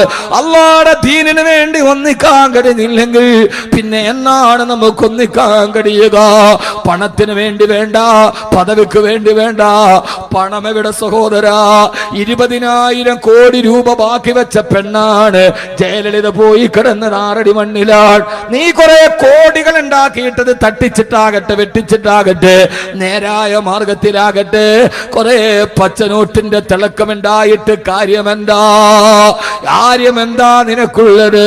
കബറിൽ പോയി കിടക്കേണ്ട ശരീരമല്ലേ? നാളെ മരിച്ചു പോയിട്ടവന്റെ മയ്യത്തിന്റെ മുമ്പിൽ വിങ്ങിപ്പൊട്ടാനല്ല, മരിച്ചു കിടക്കുന്നവനെ നിന്നോടെന്ത് ശത്രുത? നിന്നോട് എന്ത് ശത്രുത? നിങ്ങളെല്ലാവരും അയൽപക്കക്കാരാണ്, നിങ്ങൾ കുടുംബ ബന്ധക്കാരാണ്, നിങ്ങൾ പരസ്പരം ചേർന്നിരിക്കേണ്ടവരാണ്. നാളെ ഒരു വാർത്ത കേട്ടിട്ട് കരഞ്ഞിട്ട് കാര്യമുണ്ടോ? സുനാഹി സ്പറുമേ ക്യാ ഈദ് ഹോ രഹി ഹേ മരന വാല ജാത്തെ ഹേ കപ്പടേ ബദൽ ബദൽ കർ. രാവിലെ ഉറക്കത്തിൽ എഴുന്നേറ്റപ്പോ എന്റെ തൊട്ടടുത്ത കൂട്ടുകാരൻ അവൻ എന്റെ എതിരാളിയാണ്, അവൻ എന്റെ ശത്രുപക്ഷത്തുള്ളവനാണ്. അവന്റെ വീട്ടിൽ നീലട്ടാർപ്പായ വലിച്ചു കെട്ടിയിട്ടുണ്ട്, ആളുകൾ കൂട്ടം കൂടി നിൽക്കുന്നുണ്ട്, വന്നവരുടെ കയ്യിൽ വെള്ള വസ്ത്രങ്ങൾ ഇരിക്കുന്നുണ്ട്. ഞാൻ കണ്ണു തിരുമ്മി നോക്കി, എന്ത് പറ്റിപ്പോയി? ക്യാ ഈദ് ഹോ രഹി ഹേ, അവിടെ പെരുന്നാളിന്റെ ആഘോഷമാണോ? അതല്ല അവന്റെ കല്യാണത്തിന്റെ ദിവസമാണോ? ഇന്നലെ വരെ കണ്ടവനവൻ എന്നോട് പറഞ്ഞില്ലല്ലോ. അടുത്തടുത്ത് ഞാൻ അയൽവക്കത്തെ വീട്ടിൽ പോയപ്പോഴാണ് ചിത്രം വ്യക്തമായത്. അവിടെ കല്യാണത്തിന്റെ ഒരുക്കമല്ല, വന്നു നിൽക്കുന്നവന്റെ കയ്യിലുള്ള പൂമാലയും വസ്ത്രവും പുതുമണവാട്ടിക്ക് കൊടുത്തതല്ല. പിന്നെ എന്താണ് ഇവിടെ സംഭവിച്ചത്? മർണവാല ജാതേ കപ്പടേ ബദൽ ബദൽ കർ. എന്റെ കൂട്ടുകാരൻ മരിച്ചു കിടക്കുകയാണ്. എന്റെ കൂട്ടുകാരൻ ഇന്നലെ ഉറക്കത്തിൽ എഴുന്നേറ്റില്ലത്രേ, രാവിലെ തട്ടി വിളിച്ചപ്പോ അനക്കമില്ലത്രേ. അവിടെ വരുന്നവനെ പുതപ്പിക്കാനുള്ള കഫന്നുണിയാണ്, അവിടെ ഇരിക്കുന്നവരുടെ കയ്യിലുള്ളത് അവന്റെ ശരീരത്തിൽ വെക്കാനുള്ള റീത്തുകളാണ്. എന്റെ പൊന്നുമോനെ, മരിച്ചു കഴിഞ്ഞിട്ട് മുകളിൽ കൊണ്ടുപോയി റീത്ത് വെച്ചിട്ട് കാര്യമെന്താ? തടവാ ഉസ്താദ് പൊതിച്ചതുപോലെ ഇരുമ്പിന്റെ ഉലക്ക വിഴുങ്ങി എന്നാൽ പിന്നെ ചുക്കിന്റെ വെള്ളം അതിനു മതിയോ പൊന്നേ? ഇരുമ്പിന്റെ ഉലക്ക വിഴുങ്ങി എന്നാൽ പിന്നെ ചുക്കിന്റെ വെള്ളം അതിനു മതിയോ പൊന്നേ? എല്ലാ കൊള്ളരുതായ്മയും ചെയ്തിട്ട് അവസാനം മരിച്ചിട്ട് നെഞ്ചിന്റെ മുകളിൽ റീത്ത് വെച്ചാ നിനക്കെന്ത് പുണ്യം കിട്ടാനാ? ജീവിതത്തിൽ സൽക്കർമ്മം ചെയ്യണം. എന്റെ കൂട്ടുകാരൻ മരിച്ചു പോയല്ലോ, അവനെ വെള്ളത്തുണിയിൽ പൊതിഞ്ഞല്ലോ, അവന്റെ മുകളിലേക്ക് ആളുകൾ അവന്റെ ഭാര്യ കരയുന്നുണ്ടല്ലോ, അവന്റെ പൊന്നുമക്കള് പൊട്ടിക്കരയുന്നുണ്ടല്ലോ. ഇന്നലെ വരെ അവന്റെ ഭാര്യ മരിക്കണമെന്ന് ഞാൻ ആഗ്രഹിച്ചിരുന്നു, അവന്റെ കച്ചവടം തകരണമെന്ന് ഞാൻ ആഗ്രഹിച്ചിരുന്നു. പക്ഷേ എന്റെ കൂട്ടുകാരനെ മയ്യത്തെടുത്തപ്പോ അവന്റെ മക്കള് വാതിൽ പുറകിൽ നിന്നിട്ട് വിളിക്കുന്നുണ്ട് ഉപ്പാ. ആ വിളി കേട്ടാൽ അലിയാത്ത ഹൃദയമേതാ ഉള്ളത്? വസാറബനൂക ഐതാമൻ സിഗാറാ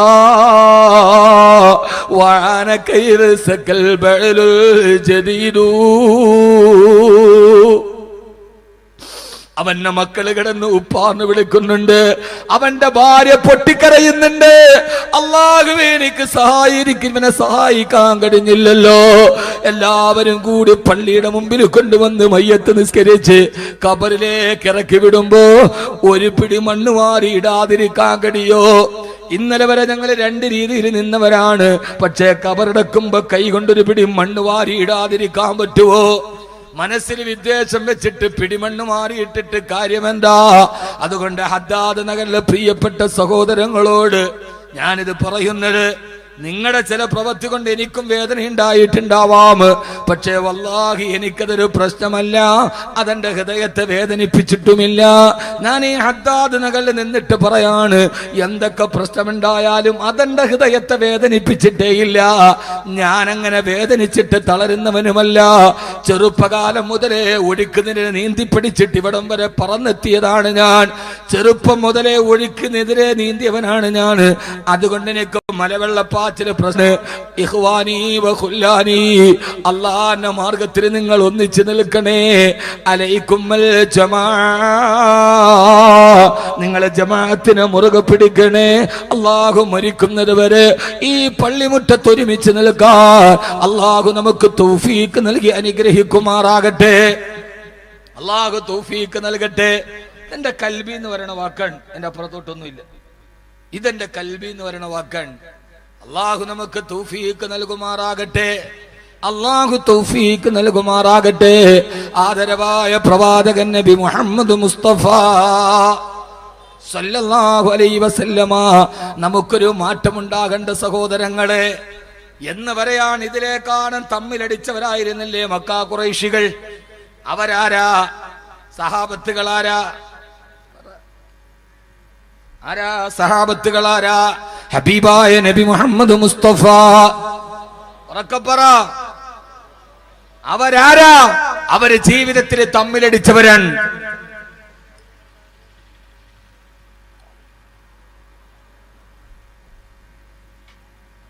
അവരെ ജീവിതത്തിൽ തമ്മിലടിച്ചവരാണ്. ഉമറിനെ പോലെ വലിയൊരു തെമ്മാടിയാരാ? ഉമറിനെ പോലെ ലോകം കണ്ട തെമ്മാടിയാരാ? ഹബീബായ നബി മുഹമ്മദ് മുസ്തഫ സല്ലല്ലാഹു അലൈഹി വസല്ലമ. ഉക്കാല ചന്തയിൽ പേർഷ്യക്കാർ വന്ന് മലത്തി കടത്തിയിട്ട് അറബികളെ തോൽപ്പിക്കുമ്പോ പേർഷ്യക്കാരായ മല്ലന്മാരെ തോൽപ്പിച്ചിട്ട് നെഞ്ചിലോട്ട് കാലെടുത്ത് വെച്ചിട്ട് ആരുണ്ടടാ ഖത്താബിന്റെ മകൻ ഉമറിനെ തോൽപ്പിക്കാനെന്ന് നെഞ്ച് വിരിച്ചു ചോദിച്ച ഉമറിനെ പേടിയാണ് നാട്ടുകാർക്ക്.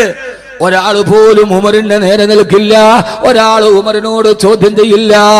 ഉമറിനെ കേട്ടാല് നാടിലെ കിടുകിടാ വറപ്പിച്ച തമ്മാടി ലാ യസ്ലഹു വലദു ഖത്താബ് ഹത്താ യസ്ലഹു ഹിമാറു ഖത്താബ്. ഖത്താബിന്റെ വീട്ടിലെ കഴുതക്ക് മനസ്സ് മാറ്റമുണ്ടായാലും ഖത്താബിന്റെ മകൻ ഉമറിന് മനസ്സിന് മാറ്റമുണ്ടാവില്ല. നന്നായില്ല മനുഷ്യൻ. നമുക്കെന്ന് നന്നായി കൂടാ. അത് അങ്ങനെയല്ല ഉസ്താദേ, അത് ഇങ്ങനെ. എന്തിങ്ങനെ? ഉമറിനെ നന്നാവാങ്കിൽ പിന്നെ നമുക്കെന്തുകൊണ്ട് നന്നായിക്കൂടാ? അതിന്റെ അകത്ത് പിന്നെ ഒരു കാരണം പറയാൻ പാടില്ല. ഒറ്റ കാരണമേ ഉള്ളൂ, അള്ളാഹുടെ തൃപ്തിക്ക് വേണ്ടി. എന്തിനു വേണ്ടി? ഉമർ നന്നായത് മക്കയുടെ അധികാരത്തിന് വേണ്ടിയല്ല. ഉമർ നാട്ടിലെ വലിയവനാവാനല്ല. ഉമറിന് നന്നാവാൻ കഴിയുന്നില്ല. ഏത് രീതിയിലും നന്നായി. ആദരവായ പ്രവാചകൻ നബി മുഹമ്മദ് മുസ്തഫ സല്ലല്ലാഹു അലൈഹി വസല്ലം വഫാത്തായി. മഹാനായ നബി സല്ലല്ലാഹു അലൈഹി വസല്ലമയുടെ ഭൗതിക ശരീരം ആയിഷ റളിയല്ലാഹു തആല വീട്ടിൽ കൊണ്ടുപോയി വെക്കുമ്പോ സഹാബത്ത് പറഞ്ഞു തൂഫിയ റസൂലുള്ളാഹ്. മഹാനായ അബൂബക്കർ റളിയല്ലാഹു തആല ഹബീബായ നബി തങ്ങളുടെ ശരീരത്തിന്റെ ചാരത്ത് വന്ന് നിന്നിട്ട് അബൂബക്കർ റളിയല്ലാഹു അൻഹു പറഞ്ഞു മുത്തുനബിയേ സല്ലല്ലാഹു അലൈഹി വസല്ലം, ഇതെന്തോ ഒരു അത്ഭുതമാണ് നബിയേ. അങ്ങ് ജീവിച്ചിരുന്നപ്പോഴും സുഹൃതമാണ്. അങ്ങ് ജീവിച്ചിരുന്നപ്പോഴും സുഗന്ധമാണ്. അങ്ങ് വിട പറയുമ്പോൾ സുഗന്ധം മാറിയിട്ടില്ലല്ലോ നബിയേ. എന്തോ ഒരു സുഗന്ധമാണ് അങ്ങയുടെ ശരീരത്തിൽ നിന്ന് വരുന്നത് നബിയേ എന്ന് പറയുമ്പോഴാണ് കരഞ്ഞ് കലങ്ങിയ കണ്ണുമായി കോപാക്രാന്തനായി ഉമർ വന്നത്. അല്ലാഹുവിന്റെ റസൂലിന്റെ ശരീരത്തിന്റെ ചാരത്ത് വന്നത്. മുഖത്തേക്ക് നോക്കിയിട്ട് ഇങ്ങനെ പൊട്ടിക്കരയുമ്പോ ആരോ വിളിച്ചു പറഞ്ഞു ഉമറേ തൂഫിയ റസൂലുള്ളാഹ്, അല്ലാഹുവിന്റെ റസൂൽ നമ്മളെ വിട്ടുപോയി ഉമറേ. ആ സമയത്ത് തന്റെ അറയിൽ കിടന്ന വാളൂരിയെടുത്തിട്ട് ആരെങ്കിലും എന്നെ ഹബീബായ മുത്തു വിട പറഞ്ഞെന്ന് പറഞ്ഞാൽ പറയുന്നവന്റെ കരുത്ത് ഞാൻ വെട്ടിയരിയുമടാ. അതാതുകാരെ ആരായി പറയുന്നത്? ഈ മനുഷ്യന്റെ തലയെടുക്കാൻ ഊരിപ്പിടിച്ച വടിവാളുമായി പോയ അതേ മനുഷ്യനാണ്. ഞാൻ കൊല്ലാൻ പോയ ആളാരോ അദ്ദേഹം വധിക്കപ്പെട്ടെന്ന് പറഞ്ഞാൽ പറയുന്നവന്റെ കഴുത്ത് ഞാൻ വെട്ടിയെടുക്കുമെന്ന് ഭ്രാന്തനെ പോലെ ഉടവാള് വീശിയെറിയുമ്പോ അബൂബക്കർ റളിയല്ലാഹു തആല വന്നു ഉമറിന്റെ മുത്തടിയിലേക്ക് കൈവച്ചിട്ട് ഉമറേ ഹബീബായ നബി തങ്ങൾ നമ്മളെ വിട്ടുപോയി ഉമറേ.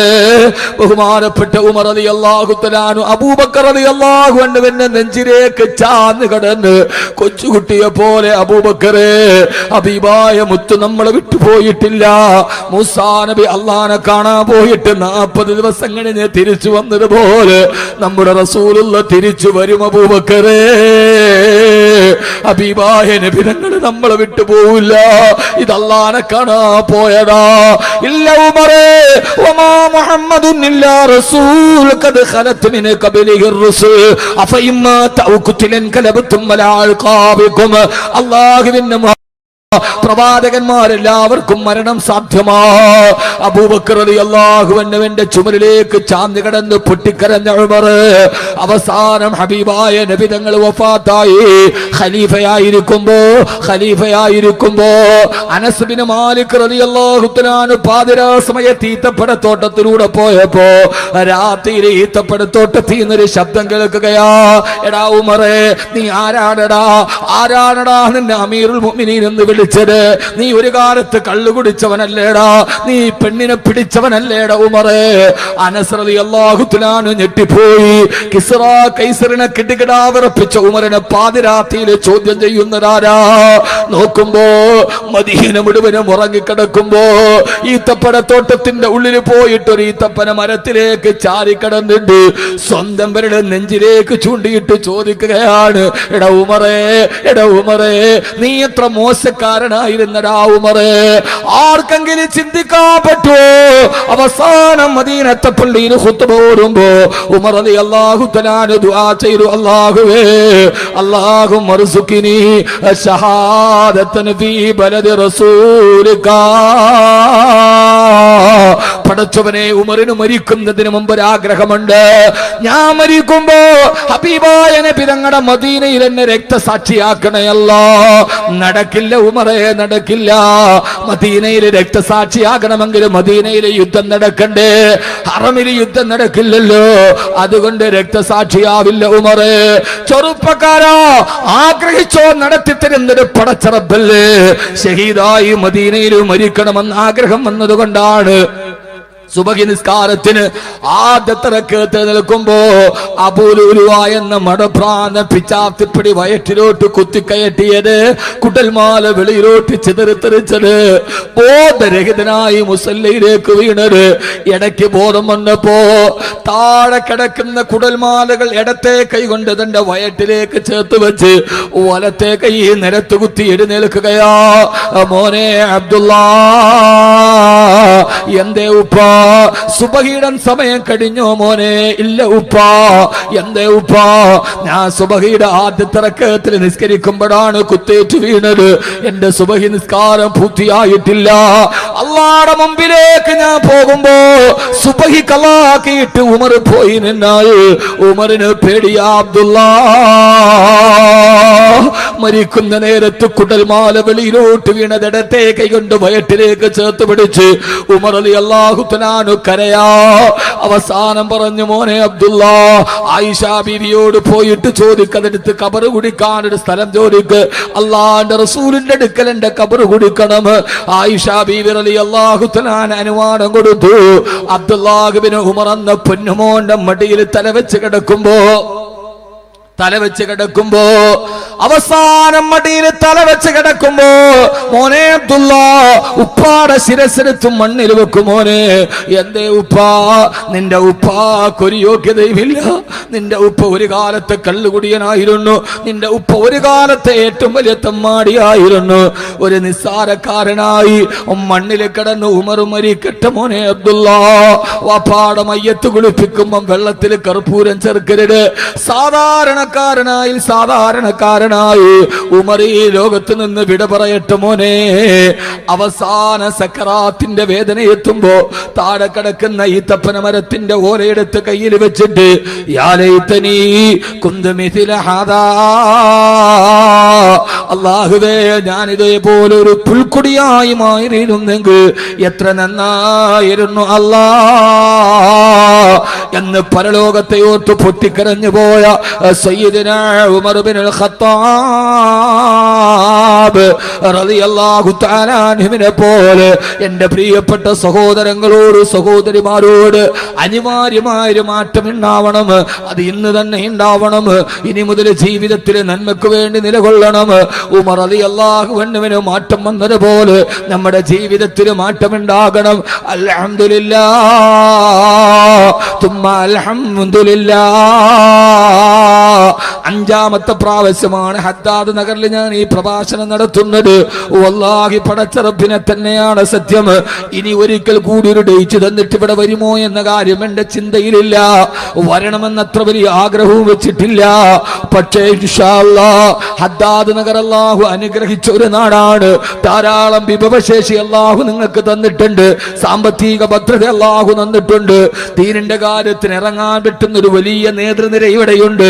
പക്ഷേ ഇത് പല ഭാഗങ്ങളായി ചിഹ്നിച്ചിതറാതെ ഒന്നിച്ചു നിന്നാൽ കാസർഗോഡ് ജില്ലയുടെ ഏതു ഭാഗത്ത് നടത്തുന്നതിനേക്കാൾ കഴിയുന്ന മുന്നേറ്റം നടത്താൻ നമ്മുടെ ജമാഅത്തിന് കഴിയും. ആ ജമാഅത്തിന്റെ കീഴിൽ ഒന്നിക്കണേ. ഞാനിത് പറയുന്നത് നിങ്ങൾ ഒന്നിച്ചായതുകൊണ്ട് എനിക്കൊരു ലാഭവുമില്ല, പക്ഷേ എനിക്കൊരു ലാഭമുണ്ട്. ഹദ്ദാദ് നഗറിൽ ഞാൻ വന്നിട്ട് വാത് പറയുന്നത് എനിക്ക് വാഗ്ദാനം ചെയ്യപ്പെട്ട വലിയൊരു തുകയുടെ പേരൊന്നുമല്ല.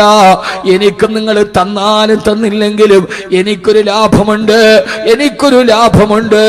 ആ ലാഭം ഈ കാണുന്ന വെള്ള പേപ്പറാ. ഇതിലൊരു സഹോദരി എഴുതിയത് ഉസ്താദ് ആദ്യം ഹദ്ദാദ് നഗറിൽ വരുമ്പോ ഹാഫിളീങ്ങളാക്കുന്ന പ്രതിഫലം പറഞ്ഞപ്പോ ഞങ്ങൾക്ക് ആ മക്കളില്ല, ഒരേ ഒരു പൊന്നുമോളാ. ആ മോളെ ഞങ്ങൾ ഹാഫിളത്താക്കാൻ നേർച്ചയാക്കി തീരുമാനിച്ചു. അൽഹംദുലില്ലാഹ് ഇന്ന് ഞാൻ ഇവിടെ വരുമ്പോ ആ കുട്ടി 29 ജുസു കാണാതെ പഠിച്ചു. ഒരു ജുസു കൂടി കാണാതെ പഠിച്ചാൽ ഇവിടെ ഹാഫിളത്താണ്. ധാരാളം പ്രയാസങ്ങളും രോഗങ്ങളും ഒക്കെ വന്നെങ്കിലും അതെല്ലാം മാറ്റിവെച്ച് ഉസ്താദ് ഹദ്ദാദ് നഗറിൽ ആദ്യം വന്ന് വാത് പറഞ്ഞപ്പോ പുണ്യമദീന പറഞ്ഞത് ഞാൻ ഇവിടെയാണ്. പുണ്യമദീന പോലെ എന്റെ പ്രചുര പ്രചാരം നേടിയൊരു കാസറ്റ് വേറെയില്ല. ലോകാവസാനവും പ്രിയപ്പെട്ട ഉമ്മയും കഴിഞ്ഞ് ആ പുണ്യമദീന ഞാൻ പ്രസംഗിച്ചത് ഹദ്ദാദ് നഗറിൽ നിന്നിട്ടാണ്.